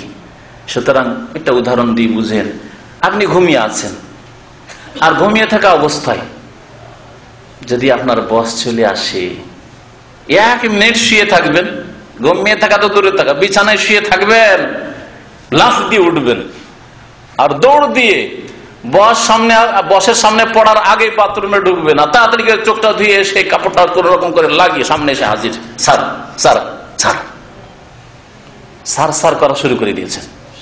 সুবহানাল্লাহ, দেখেন না লোকজনকে। আর হাইয়া আলাস সালাহ, হাইয়া আলাল ফালাহ, আল্লাহু আকবার, আল্লাহ সবচেয়ে বড়, তোমার বসের চাইতে বড়, তোমার শাসকের চাইতে বড়, তোমার রাষ্ট্রপতির চাইতে বড়, তোমার রাজার চাইতে বড়, তোমার বাপের চাইতে বড়। আল্লাহু আকবার, আযান হচ্ছে, আবার শেষ করেছে আল্লাহু আকবার, আল্লাহু আকবার, লা ইলাহা ইল্লাল্লাহ, আল্লাহ ছাড়া কেউ মাবুদ নেই, তার ইবাদতে আসো, হাইয়া আলাস সালাহ, হাইয়া আলাল ফালাহ, কাদ কামাতিস সালাহ। সব হয়ে গেল, কিন্তু ঘুম ভাঙলো না, ঘুম ভাঙলো না। কোথায় আল্লাহ পাকের ইবাদত বন্দেগী করেন আপনি? আনতা আবুদাল্লাহ, মানুষের পুরো জীবনটাই হচ্ছে ইবাদত। সুতরাং আপনি মসজিদে থাকবেন, তখনও এমন ভাবে থাকবেন যেন আল্লাহকে দেখছেন, অথবা আল্লাহ দেখছেন আপনাকে। মসজিদের বাইরে যখন দোকানে আপনি কেনা বেচা করছেন, তখনও আল্লাহ দেখছেন, আল্লাহ শুনছেন, কমপক্ষে, আর না হলে তার আগে আল্লাহকে আপনি দেখছেন, আল্লাহকে দেখছেন আর বিক্রি করছেন। সুতরাং ভাই 1 পয়সা লাভ নেই, তোমাকে দামে দামি দিয়ে দিলাম, কেনা দামে দিয়ে দিলাম, এসব মিথ্যা কথা কখনো বলবেন না। দোকানে বসে চাইনার মাল আর মেডিয়ান জাপান পারছেন, এক্সপায়ার হয়ে গেছে, আবার নতুন করে তাদের ডেট বাড়াচ্ছে। কত যে হারাম কাজ ব্যবসায়ীরা করছে। এই জন্য বলেছেন ব্যবসায়ীরা কিয়ামতে পাপিষ্ট ফাজের হয়ে উঠবে, গুনাহগার হয়ে উঠবে। ইল্লা মান বাররা ওয়া সাদাকা, তবে যেই ব্যক্তি নেক কাজ করেছে এবং সত্য বলেছে, নেকির কাজ করেছে ব্যবসা বাণিজ্য দিয়ে, গুনহার কাজ করেনি, হারাম কাজ করেনি, মিথ্যা বলেননি, জালিয়াতি করেনি, জি ধোঁকাবাজি করেনি। মান গাশশানা ফালাইসা মিন্না, নবী সাল্লাল্লাহু আলাইহি ওয়াসাল্লাম বলছেন যেই ব্যক্তি ধোঁকা দেবে সে আমার উম্মতের লোক না। শুধু একজন লোক একটু বৃষ্টি হয়েছিল, ভিজে গেছে, তার খাদ্যদ্রব্য জব অথবা গম কিছু বিক্রি করেছিল, ভিজে গেছে, ভিজা গমটাকে নিচে রেখে একটু এদিক ওদিক করে দিয়ে শুকনো গমটাকে, শুকনো জবটাকে উপরে রেখেছে খাদ্যদ্রব্যকে। নবী সাল্লাল্লাহু আলাইহি ওয়াসাল্লাম হাতটা ঢুকিয়ে দেখলেন যে হাতটা ভিজে গেল একটু, কেন রসাল রসাল লাগে কেন? এটা কি? বলছি ইয়া রাসূলুল্লাহ আসাবাহু বালালুন মিনাস সামা, একটু আগে বৃষ্টি হয়ে গেছিল সেজন্য ভিজে গেছে। নবী সাল্লাল্লাহু আলাইহি ওয়াসাল্লাম চুপ থেকে গেলেন যে তোমার যুক্তি ঠিকই আছে, ভিজে গেছে তুমি করবে কি?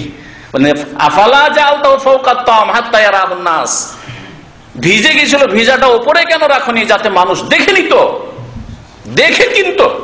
তুমি ভিতরে লুকিয়ে রেখেছো ভিজাটা, আর ওপরটা দেখবে খুব সুন্দর জব, খুব সুন্দর গম, খুব সুন্দর খাদ্যদ্রব্য চাউল। মান গাশশানা, তারপরেই বলেছেন মান গাশশানা, যেই ব্যক্তি আমাদেরকে ধোঁকা দেবে, মুসলিম ভাই বোনকে ধোঁকা দেবে, ফালাইসা মিন্না, আমার উম্মতের লোক নাই। চিন্তা করতে পেরেছেন? আর আজকে কত ধোঁকাবাজি হচ্ছে। ছোটকালে মনে আছে আব্বা পাঠাতেন মাঝে মধ্যে চাল কিনতে, 5 কিলো চাল কিনে নিয়ে আসতাম, আর দেখতাম যে আমার আম্মা মেপে দেখছে বাড়িতে যে 5 কিলো আছে কিনা, গিয়ে ছোট বাচ্চাকে ধোঁকা দিয়েছে, দেখা যাচ্ছে 4 কিলো নয় 4.5 কিলো হচ্ছে। কত যে দাঁড়ি মারে, এটা ছোটকাল থেকে আমার মনে আছে। আজকালকার ব্যবসায়ীরা কত যে দাঁড়ি মারে, সুবহানাল্লাহ। কত আগে, আজকে থেকে 40 বছর আগের কথা বলছি, হয়তো 35-40 বছর আগে এইরকম দাঁড়ি মারা ছিল, তো আজকে যে কত দাঁড়ি মারা বেড়েছে, সুবহানাল্লাহ, কত যে বেড়েছে। আল্লাহ এহসান করতে হবে, এহসান আল্লাহ পাকের ইবাদতে। এহসান মানে আপনার পুরো জিন্দগিতে, ঘরে থাকুন, বাইরে থাকুন, নির্জনে থাকুন, এহসান। ঘরে নির্জনে আছেন, ব্লু ফিল্মে কম্পিউটার খুলতে যাচ্ছেন, টিভি চালু করতে যাচ্ছেন, যেন আল্লাহকে দেখছেন। আপনি পারবেন? আপনার বসের সামনে পারবেন, আপনার বাপের সামনে পারবেন, মায়ের সামনে পারবেন, শ্বশুরের সামনে পারবেন? কখনো পারবেন না। সিগারেটটা ধরাইতে পারেন না দেশে? হ্যাঁ, আল্লাহর সামনে আপনি ব্লু ফিল্ম দেখছেন, আল্লাহর সামনে আপনি বিড়ি সিগারেট ধরাচ্ছেন, আল্লাহর সামনে আপনি মদ খাচ্ছেন, আল্লাহর সামনে আপনি হারাম কাজ করছেন, আল্লাহর সামনে কত কি করছেন, জেনা, ব্যভিচার, কত কি। কান্নাকা তারা, আল্লাহকে তুমি দেখতে পাচ্ছ, এরকম ইবাদত করো, অথবা আল্লাহ দেখছেন। নিজের স্ত্রীর কাছে একটু হাত বাড়াইতে পারেন না, পাশে বসেছিল স্ত্রী, পাশে বসেছিল, আর হঠাৎ করে মা চলে এসে, বাপ চলে এসে, হট করে উঠে দিয়েছেন।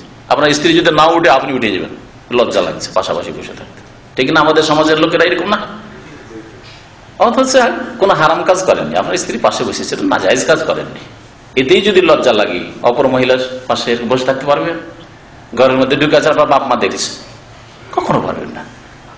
তাহলে রব্বুল আলামিন যিনি সবসময় দেখছেন, তার সামনে কি করে এটা হইতে পারে? তাহলে মুসলিম জীবনের সংশোধন হয়ে যাবে যদি ইহসান তৈরি হয়ে যায়, অন্তরে যদি ইহসান তৈরি হয়ে যায় আল্লাহর ইবাদত বন্দেগীতে, যেটা বললাম, আর মানুষের সাথে সৎ ব্যবহারের ক্ষেত্রে, তাহলে আল্লাহর সত্যিকার ওলি হতে পারবে। আর ইহসান মানে এই নয় যে ইহসানের নাম ব্যবহার করে তারপরে বিদাতি কাজ, শিরকি কাজ, অমুকের ওয়াজদ হয়ে গেছে, অমুক হালের অবস্থায় বেহাল হয়ে আছে, শুনেছেন এগুলো কথা? ওয়াজদার হাল হয় তাদের। অমুক মজজুব, মজজুব মানে পাগল হয়ে গেছে, আল্লাহর প্রেমে লয় হয়ে গেছে, ফানা হয়ে বিলীন করে দিয়েছে নিজেকে, ইত্যাদি ইত্যাদি। এসবের একটি ভাষাও শরীয়তে কোথাও পাবেন না, কিন্তু পীরদের কিতাবে আছে সব। এই ওজানির পীরের কিতাব চরমনাইয়ের 6টা বক্তব্যের আগে আমি পড়লে তো ওটা অতি অ্যাড করতাম, কিন্তু পরে পড়লাম, দেখলাম সুবহানাল্লাহ, এই সব বিদাতি এতে এত বেহাল, আল্লাহু আকবার। এগুলোর নাম হচ্ছে আধ্যাত্মিকতা, এর নাম আধ্যাত্মিকতা নাই। এগুলি সব গুমরাহি এবং এগুলি শয়তানের লীলা খেলা। এগুলো জিন শয়তান মানুষকে দিয়ে ঠাট্টা বিদ্রুপ করে, তোকে কি আমি করেছি দেখ, তোকে পাগল করে দিয়ে আখের জমিতে ঢুকে 3-4 দিন নামাজ পড়তে পড়তে একটা চিৎকার দিয়ে এমন পালা পালালো মসজিদ থেকে যে আখের জমিতে 3 দিন অথবা 5 দিন ঢুকেই থেকে গেল, কেউ খুঁজে পায় না, বের করতে পারে। তার জীবনীটা আছে, আছে না? পড়েছেন? 18 দিন। এই যে আমাদের কারি আবু হানিফা সাহেব তিক্ত অভিজ্ঞতা, তাদের ওই সব থেকে এসছে 18 দিন। আমি মনে হয় 3 দিন 5 দিন এসব পড়েছি। তো যাই হোক, হ্যাঁ, কিসের মধ্যে? বেত কাটার ঝোড়ের ভিতরে বহু এরকম ঘটনা, একবারে না বহুবার এরকম। ফরজ নামাজ ছেড়ে পালিয়ে যাওয়া আর তারপরে এরকম ঢুকে থাকা, আর এই কয়েকদিনের নামাজ কোথায় গেল, আল্লাহ কি করবেন এই অবস্থায় এর সাথে, চিন্তা করুন না। নবীর নামাজ মাফ হয়নি, এদের নামাজের কি হয়েছে? সুবহানাল্লাহ, সুবহানাল্লাহ, আল্লাহ আলহামদুলিল্লাহ, যে শিরক বিদআত থেকে গুমরাহি থেকে আল্লাহ নাজাত দিয়েছেন। আলহামদুলিল্লাহ, আলহামদুলিল্লাহিল্লাযী হাদানা লিহাযা ওয়া মা কুন্না লিনাহতাদি লাউলা আন হাদানাল্লাহ। আল্লাহ পাক যদি হিদায়াত না করতেন তাহলে আমিও হিদায়াত পেতাম না, আপনারও হিদায়াত পেতেন না। ইহসান, কোরআনে ও হাদিসের ইহসান বললাম যে আল্লাহর ইবাদতে ইহসান সৃষ্টি করেন, মানে সার্বিক জীবনে, আর মানুষের সাথে সদ্ব্যবহার সদাচরণে ইহসান করেন। আল্লাহ পাক মানুষের মধ্যে সবচেয়ে বেশি নিকটবর্তী ব্যক্তিরা যাদের সাথে ইহসান করতে বলেছেন তারা হচ্ছেন বাবা মা। অবিল ওয়ালিদাইন ইহসান, সেখানে আল্লাহ ইহসান শব্দ উল্লেখ করেছেন। ইহসান, ইহসান করেন আপনি। আপনার একটু অভাব হোক, জমি জায়গা কিনতে পারছেন না, আপনি কিছু বাঁচাতে পারছেন না, বাপ মাকে টাকা পয়সা দিতে গিয়ে কিছু ব্যালেন্স করতে পারলেন না, বাড়িটা নিজের ভালো করতে পারলেন না, কিন্তু বাপ মাকে দিতেই হচ্ছে, দেন দেন দেন। আপনি খালি হাতে একটা ভালো বাড়ি করে ছেলে মেয়েদেরকে দিয়ে যেতে পারলেন না, দেখলেন যে এতদিন আমি বাপ মাকে টাকা দিলাম, এই টাকাটা আমার বাড়ি হয়ে যেত। হয়তো আপনি ক্যালকুলেশন করছেন যে যদি বাপ মাকে না দিতাম তাহলে বাড়িটা আমি করে ফেলতাম রে ছেলে মেয়েদের। এই হিসাব করিয়েন না, আপনি আল্লাহর উপর ভরসা করে অবিল ওয়ালিদাইন ইহসান, বাপ মায়ের সাথে ইহসান করেন, তাদের খরচ খরচা ভরণ পোষণ বরদাস্ত করেন। আল্লাহ আপনার ছেলে মেয়েদের বাড়ির দায়িত্ব নিজে নিয়ে নেবেন ইনশাআল্লাহ, ইনশাআল্লাহ। পরীক্ষিত, শুধু মুখের কথা না, কোরআন এবং হাদিসের কথা আর বাস্তব পরীক্ষিত। একটু ধৈর্য ধরতে হবে, ধৈর্য ধরতে হবে, তাড়াহুড়া করলে হবে না যে না আমি নিজের ছেলে মেয়ের বাড়ি করে যাব। না, আল্লাহ করে দেবে আমার ছেলে মেয়েদের বাড়ি, আমার উপর ফরজ দায়িত্ব এখন আছে বাপ মারি, সেটা আগে করে যাবে।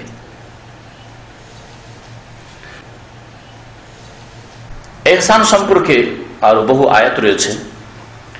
আল্লাহ পাক রব্বুল বলছেন যে ওয়ালা তুলকু বিআইদিকুম ইলা তাহলুকা, তোমরা নিজেদেরকে বা নিজেদের হাতকে ধ্বংসে পতিত করিও না। ওয়া আহসিনু, আর তোমরা ইহসান করো, ইহসান করো। আল্লাহ বলেছেন ইহসান নিজের মধ্যে সৃষ্টি করো, অন্তরে সৃষ্টি করো, ইবাদতে ইহসান তৈরি করো, আল্লাহর হকের ক্ষেত্রে আর মানুষের সাথে ইহসান করো। ইন্নাল্লাহা ইউহিব্বুল মুহসিনিন, আল্লাহ পাক মুহসিনিনদেরকে, সৎকর্মশীলদেরকে, যারা ইহসান সৃষ্টি করে ইবাদতে, অন্তরে আর তারপরে মানুষের সাথে, আল্লাহ পাক তাদেরকে ভালোবাসেন। আল্লাহ যাকে ভালোবাসেন তাকে কখনো জাহান্নামে দিয়ে আল্লাহ বরদাস্ত করবেন না, কখনো জাহান্নামে দেবেন না, কখনো আল্লাহ আযাব দিবেন না যাকে আল্লাহ ভালোবাসেন। ইন্নাল্লাহা ইউহিব্বুল মুহসিনিন। আয়াত সূরা বাকারা 195 নম্বর আয়াত। আল্লাহ পাক রব্বুল আলামিন যেখানে মাদক দ্রব্য হারাম করেছেন, মদ হারাম করেছেন, সেই আয়াতগুলিতে আল্লাহ পাক ইহসান কথাটি কয়েকবার করে ফিরিয়েছেন। লাইসা আলাল্লাযিনা আমানু ওয়া আমিলুস সালিহাতি জুনাহুন ফিমা তাইমু ইযা মাত্তাকাউ, জাহিলিয়াতের যুগে কুফরের অবস্থায় যদি মদ খেয়ে থাকে, ইসলাম গ্রহণ করেছে, আল্লাহ ধরবেন না, গুনাহ হবে না, মাফ করে দেবেন। এসব কথা আল্লাহ উল্লেখ করার পরে বলছেন ওয়া আমানু ওয়া আমিলুস সালিহ সুম্মাত্তাকাউ ওয়া আমানু সুম্মাত্তাকাউ ওয়া আহসানু। সুম্মাত্তাকাউ, তারপরে শুধু গুনাহ ছেড়েছে নয়, বেঁচে থাকলো, ওয়া আমানু, আর ঈমানের নবায়ন করলো, সুম্মাত্তাকাউ, তারপরে বেঁচে থাকলো গুনাহ থেকে, ওয়া আহসানু, আর ইহসান করলো। ঈমান, তাকওয়া আর শেষখানে আল্লাহ ইহসানের কথা উল্লেখ করেছেন এই আয়াতে। ইহসান, সৎকর্মশীল হইতে হবে, আল্লাহর হকের ক্ষেত্রে সৎকর্মশীল হইতে হবে, আর মানুষের সাথে সৎকর্মশীল হইতে হবে, ভালো আচরণ করতে হবে। আল্লাহু ইউহিব্বুল মুহসিনিন। আল্লাহ পাক রব্বুল আলামিন ইব্রাহিম আলাইহিস সালাম আল্লাহর খলিল, অন্তরঙ্গ বন্ধু, তার চাইতে বড় বন্ধু আর মুহাম্মদুর রাসূলুল্লাহ সাল্লাল্লাহু আলাইহি ওয়াসাল্লামের চাইতে বড় বন্ধু আল্লাহ পাকের কেউ নাই, তাই না? এই দুই খলিল আল্লাহ পাক রব্বুল আলামিন। আল্লাহ পাক ইব্রাহিম আলাইহিস সালামকে বলছেন যখন ছেলেকে জবাই আল্লাহর আদেশ মানার জন্য করতে শুরু করেই দিলেন, আর তিনি ভাবছেন আমি তো দিলাম জবাই করে ছেলে, কিন্তু আল্লাহ জান্নাত থেকে দুম্বা পাঠিয়ে দুম্বা জবাই হলো, আর ছেলেকে আল্লাহ ফেরেশতার মাধ্যমে সরিয়ে নিলেন, ছেলে পাশে দাঁড়িয়ে আছে আর দুম্বা জবাই হয়ে গেছে। আল্লাহ বলছেন কাদ সাদ্দাকতা রুয়া ইন্না কাযালিকা নাজিল মুহসিনিন। হে ইব্রাহিম, তুমি তোমার স্বপ্নকে বাস্তবায়িত করে দেখিয়ে দিয়েছো, সত্য করে দেখিয়ে দিয়েছো। তুমি এই কথা ভাবিও না যে আল্লাহ তুমি তো স্বপ্নে দেখালে নবীকে, আর নবীর স্বপ্ন হচ্ছে ওহী, আমার স্বপ্ন আপনার স্বপ্ন ওহী না। কার কথা শুনলাম কিছুদিন আগে বললো যে কে নাকি স্বপ্ন দেখেছে, এই 2-3 দিন আগে বললো এক জাহিল স্বপ্ন দেখেছে বাংলাদেশে যে তুমি তোমার স্ত্রীকে তালাক দিয়ে দাও। এক শয়তান এসে, জিন শয়তান এসে রাত্রে স্বপ্ন দেখাচ্ছে তোমার স্ত্রীকে কি করো, তালাক দিয়ে দাও। আর আরেকটা কি স্বপ্ন দেখেছে, সকালে উঠে স্ত্রীকে 1 তালাক 2 তালাক 3 তালাক। কয়েকদিন আগের ঘটনা মাত্র। সোনা লোকে তার নামটা ভুলে গেছি, কিন্তু আমার শোনা ঠিক আছে আপন দিকে, কারণ অনেক সময় অনেক ভাইরে আসে নাম তো ভুলে যায়, ঘটনা সত্য। বুঝতে পারছেন কত জাহেল। নবী রাসূলগণের স্বপ্ন ছাড়া ভালো স্বপ্ন দেখেন, মন্দ স্বপ্ন দেখেন, আপনার স্বপ্ন আমার স্বপ্ন দলিল নয়, দলিল নয়, ইসলাম নয়। আমাকে শয়তান বিভ্রান্ত করতে পারে, আপনাকে শয়তান বিভ্রান্ত করতে, কখনো স্বপ্নের পিছনে পড়বেন না। তবে যেমনটা এর আগে বললাম, স্বপ্নে যদি পূর্বাভাসটা ভালো লাগে খুশি হবেন, মনের শান্তি, মনের শান্তি, সুসংবাদ, ব্যাস, আর কিছু না, দলিল নাই। ইব্রাহিম আলাইহিস সালাম মনে মনে চিন্তা করতে পারেন যে আল্লাহ হুকুম করেছে আমাকে যে ছেলে জবাই করতে হবে, আর ছেলে জবাই নাই দুম্বা জবাই হয়েছে, তাহলে আরেকবার জবাই করতে লাগতে হয় আমাকে, তাই না? এই ছেলেকে যে কোনো ভাবে, যে কোনো উপায় জবাই করতে হবে। আল্লাহ বলেন কাদ সাদ্দাকতা রুয়া, তুমি স্বপ্নকে সত্য করে দেখিয়ে দিয়েছো। ইন্না কাযালিকা নাজিল মুহসিনিন, আমি আল্লাহ এইভাবেই সৎকর্মশীলদেরকে, মুহসিনদেরকে প্রতিদান দিয়ে থাকি, বদলা দিয়ে থাকি। আর তুমি মুহসিনদের অন্তর্ভুক্ত। আম্বিয়া রাসূলগণ, আল্লাহর খলিলগণ, আল্লাহর ওলিগণ, তারা মুহসিনদের অন্তর্ভুক্ত। কিন্তু আল্লাহর ওলি কে আল্লাহ বলবেন না, আপনি বলবেন? তাহলে অমুক পীর আল্লাহর ওলি ছিলেন, আপনার কাছে দলিল কি? সাহাবায়ে কেরাম আল্লাহর ওলি ছিলেন, এর দলিল আছে। রাদিয়াল্লাহু আনহুম ওয়া রাদু আনহু, আল্লাহ বলেছেন। মুহাজিরিন আনসারদের কথা আল্লাহ উল্লেখ করে বলছেন আল্লাহ রাজি হয়ে গেছেন তাদের উপর, আর তারাও আল্লাহর কাছে পেয়ে রাজি হয়ে গেছে, ঠিক না? কিন্তু আমার সম্পর্কে, আপনার সম্পর্কে, আপনার সার্টিফিকেট দেওয়ার এই অধিকার কোথায় যে অমুক আল্লাহর ওলি? এটি আল্লাহ সম্পর্কে, আল্লাহর দ্বীন সম্পর্কে মিথ্যা কথা বলা, ওয়া আন তাকুলু আলাল্লাহি মা লা তা'লামুন, বড় কাবিরা গুনাহ। খবরদার কারো সম্পর্কে এইরকম, আর বিশেষ করে যারা কোরআন এবং হাদিসের রাস্তা থেকে সরে আছে, ডানে বামে, শিরক বিদআতিয়া, তাদেরকে আল্লাহর ওলি বলা আরো আশ্চর্য, আরো আশ্চর্যের কথা। এক মৌলভী সাহেব কওমি মাদ্রাসা ফারিক, এখানে বলছে যে অমুক পীর আল্লাহর ওলি। সুবহানাল্লাহ, এত বড় মিথ্যা কথা তুমি জানলে কি করে? আল্লাহ কোরআনে একটা আয়াত বলছে আত্তালা আল গায়বা, তুমি গায়ব কি উকি মেরে দেখেছো? যে আল্লাহর ওলির লিস্টটা যেখানে আছে ওই লিস্টে দেখেছো যে অমুকের নাম আছে আল্লাহর ওলিতে? আমি তাখাযা ইনদা রহমানে আহাদান, আল্লাহর কাছ থেকে তুমি এরকম প্রতিশ্রুতি নিয়ে এসছো যে তুমি সার্টিফিকেট দিবে আল্লাহর ওলির? কোনোটাই নেই তোমার কাছে। না আল্লাহ তোমাকে অথরিটি দিয়েছে যে সার্টিফিকেট দাও তুমি, আর না তুমি আল্লাহ পাকের লৌহে মাহফুজের লিস্টে আল্লাহর ওলির নাম কার কার আছে দেখে এসছো। আত্তালা আল গায়ব, তাও তো করে আসলে।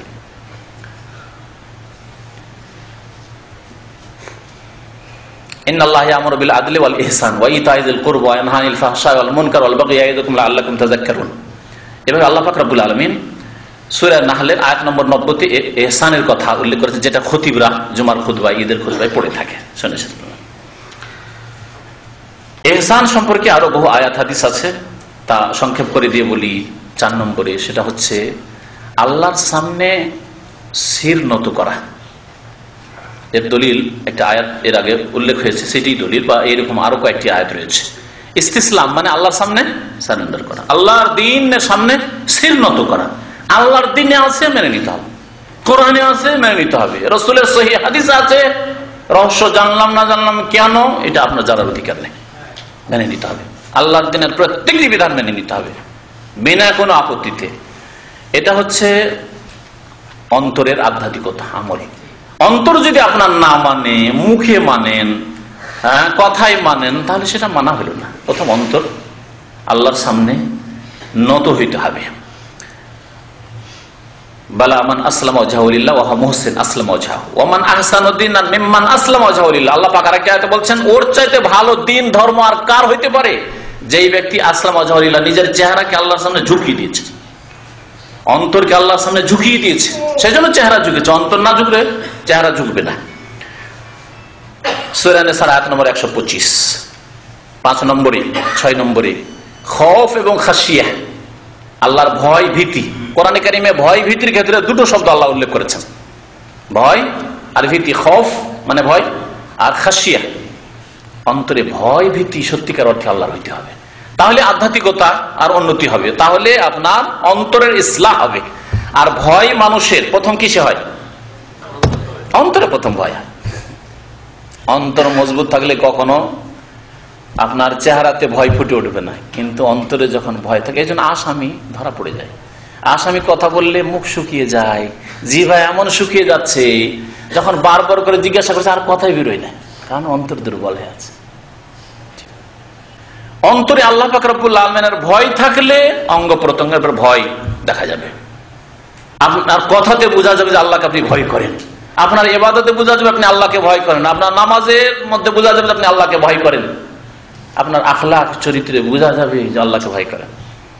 একজন মানুষ হয়তো ঝগড়ার উপক্রম হয়ে গেছে, ভালো মানুষ যদি হয় বলে ইত্তাকিল্লাহ, আল্লাহকে ভয় করো, ছেড়ে দাও, সাথে সাথে ছেড়ে দিয়ে টান দিয়ে চলে যাবে, তাই না? আর আরেকজন লোকে বলে ইত্তাকিল্লাহ, তুমি আমাকে বলতে এসছো, তুমি কে? ওকেই মারবে যে ইত্তাকিল্লাহ বলতে এসছো, তাই না? আছে না এরকম চরিত্রের লোক? ইত্তাকিল্লাহ, তুমি আমাকে গাল দিতে এসছো, ইত্তাকিল্লাহ বলা। আজকাল এক শ্রেণী জাল মনে করে ইত্তাকিল্লাহ কাউকে বলা, হ্যাঁ, গাল দেওয়া, আল্লাহ ইয়াহদিক বলা, এটা গাল মনে করে, অথচ দুয়া। আল্লাহর ভয় ভীতি হইতে হবে। আল্লাহ পাক রব্বুল ইজ্জত সূরা আলে ইমরান আয়াত নম্বর 175, ইন্নামা যালিকুমুশ শাইতান ইউখাউফু আউলিয়া। শয়তান কি করে? শয়তানের কাজ হচ্ছে শয়তান তার বন্ধুদেরকে ভয় দেখায়। যে যত শয়তানের বন্ধু হবে তাকে তত বেশি ভয় দেখাবে। জাদুটোনা বলে ভয় লাগবে, বান মারা থেকে ভয় লাগবে, মানুষ বলে ভয় লাগবে, শাসক বলে ভয় লাগবে, মুদির বলে ভয় লাগবে, সবকিছু মুদির। ও যদি হারাম কাজ বলে তো এনে দিতে হবে। এই তোর দেশে যাব 5 স্টার হোটেলে, সুন্দরী রমণী এনে দিতে হবে। এটা কি করতে পারবে? যে মুদিরকে ভয় করে আল্লাহকে ভয় করে না, হ্যাঁ, যে বসকে ভয় করে আল্লাহকে ভয় করে না, কিন্তু যে আল্লাহকে ভয় করে কখনো করবে না। আমার চাকরি চলে যাক, কিন্তু আমার ইমান বাঁচাতে হবে।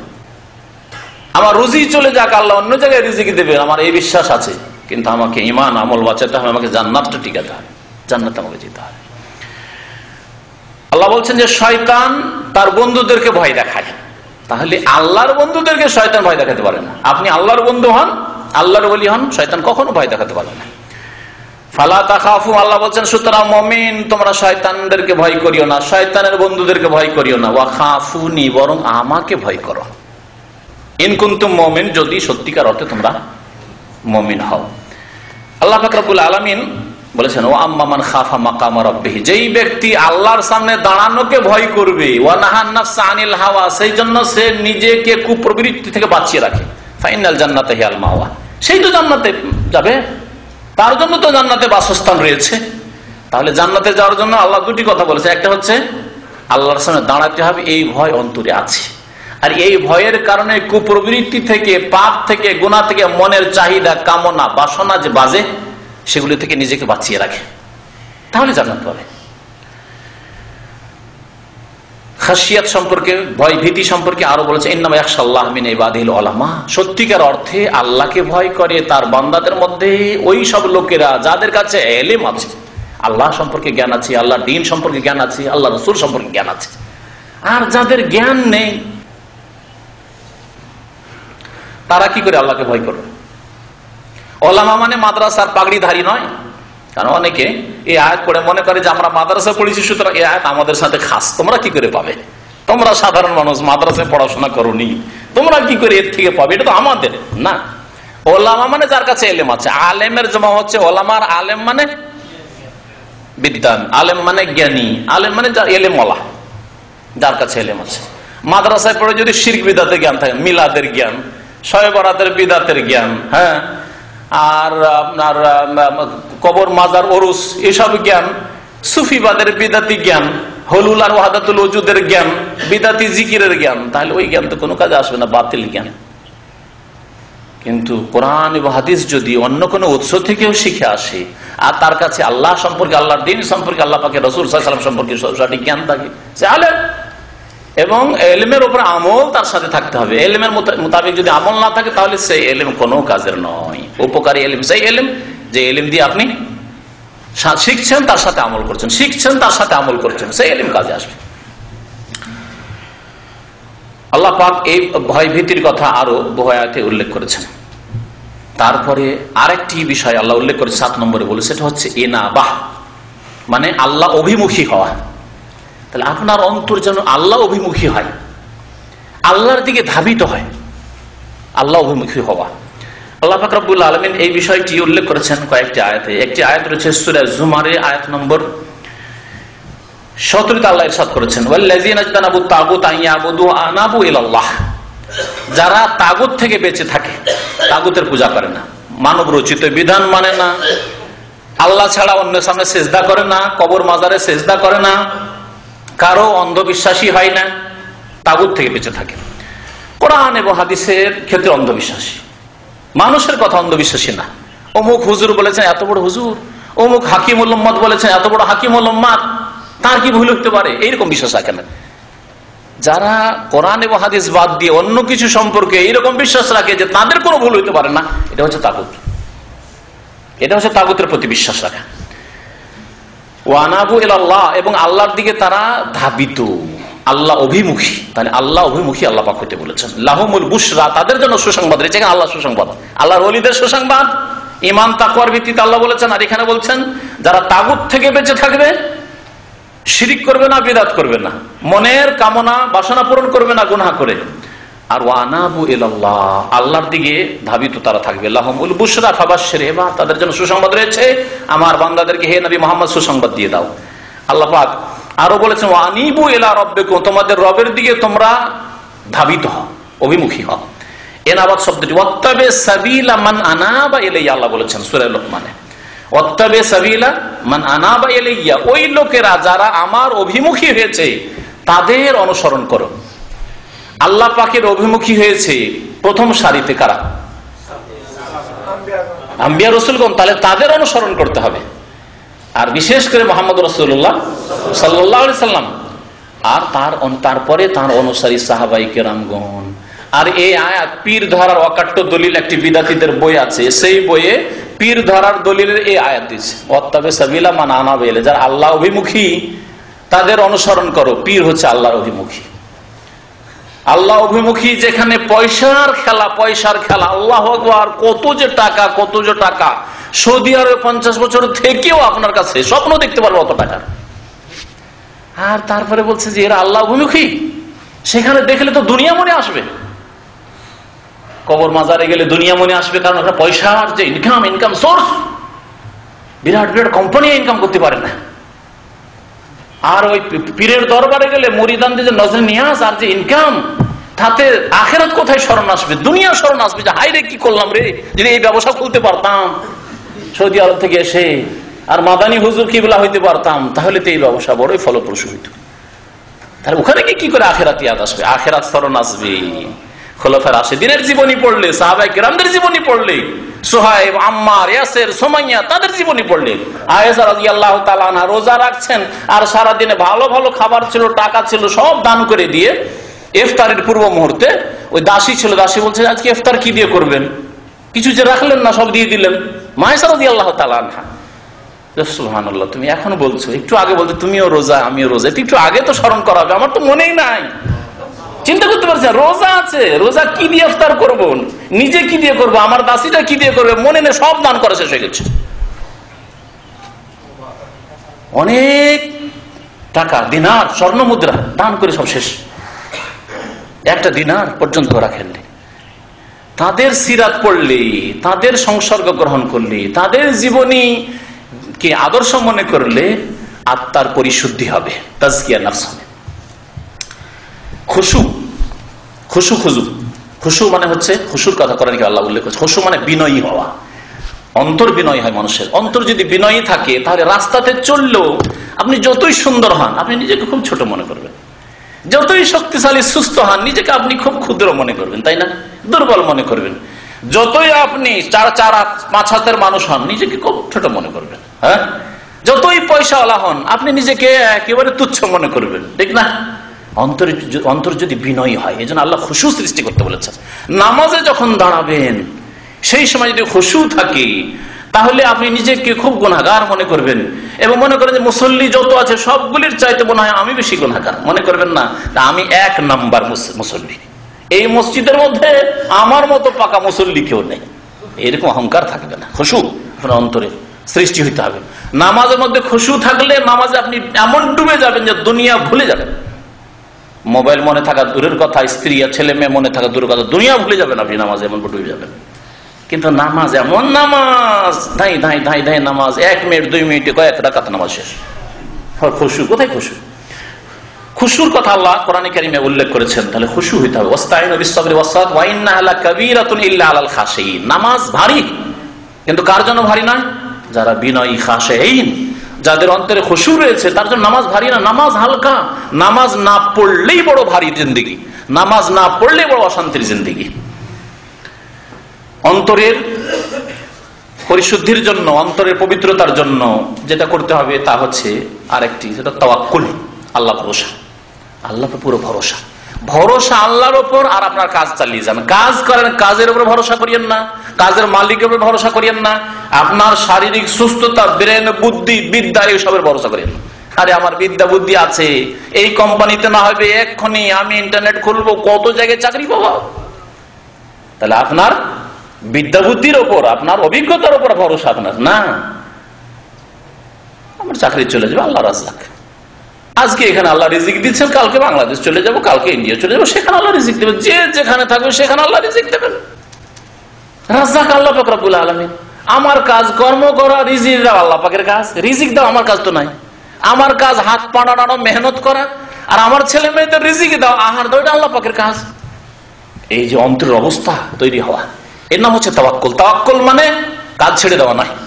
কাজ ছেড়ে ঘরে বসে থাকবেন, ঘুমিয়ে থাকবেন আর বলে আল্লাহ ভরসা, এটার নাম আল্লাহ ভরসা নয়।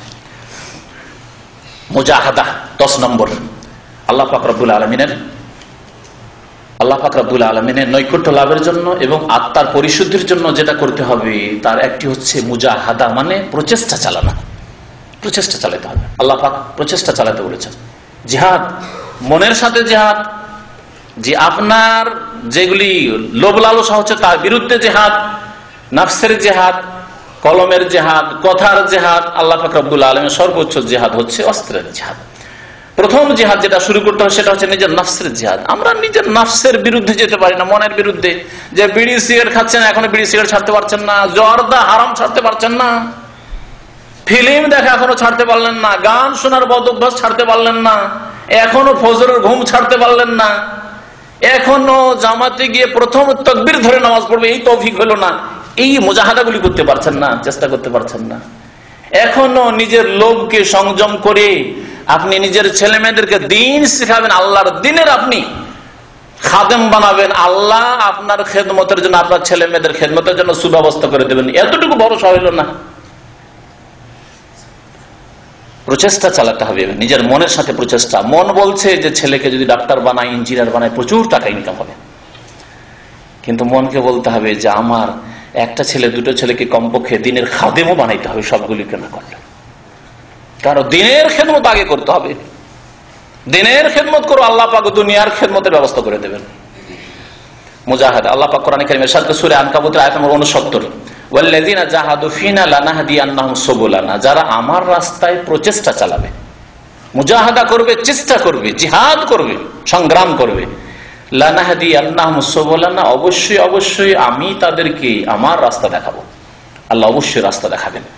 এই মুজাহাদা কোরআন সুন্নাহ ভিত্তিক হইতে হবে। ইবাদতে মুজাহাদা, ইবাদতের চেষ্টার ব্যাপার আছে।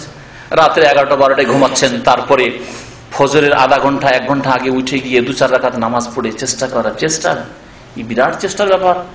এত সহজ নয়, সবার দ্বারা সম্ভব নয়। অনেকেই চেষ্টা করছেন, পারছেন না করতে।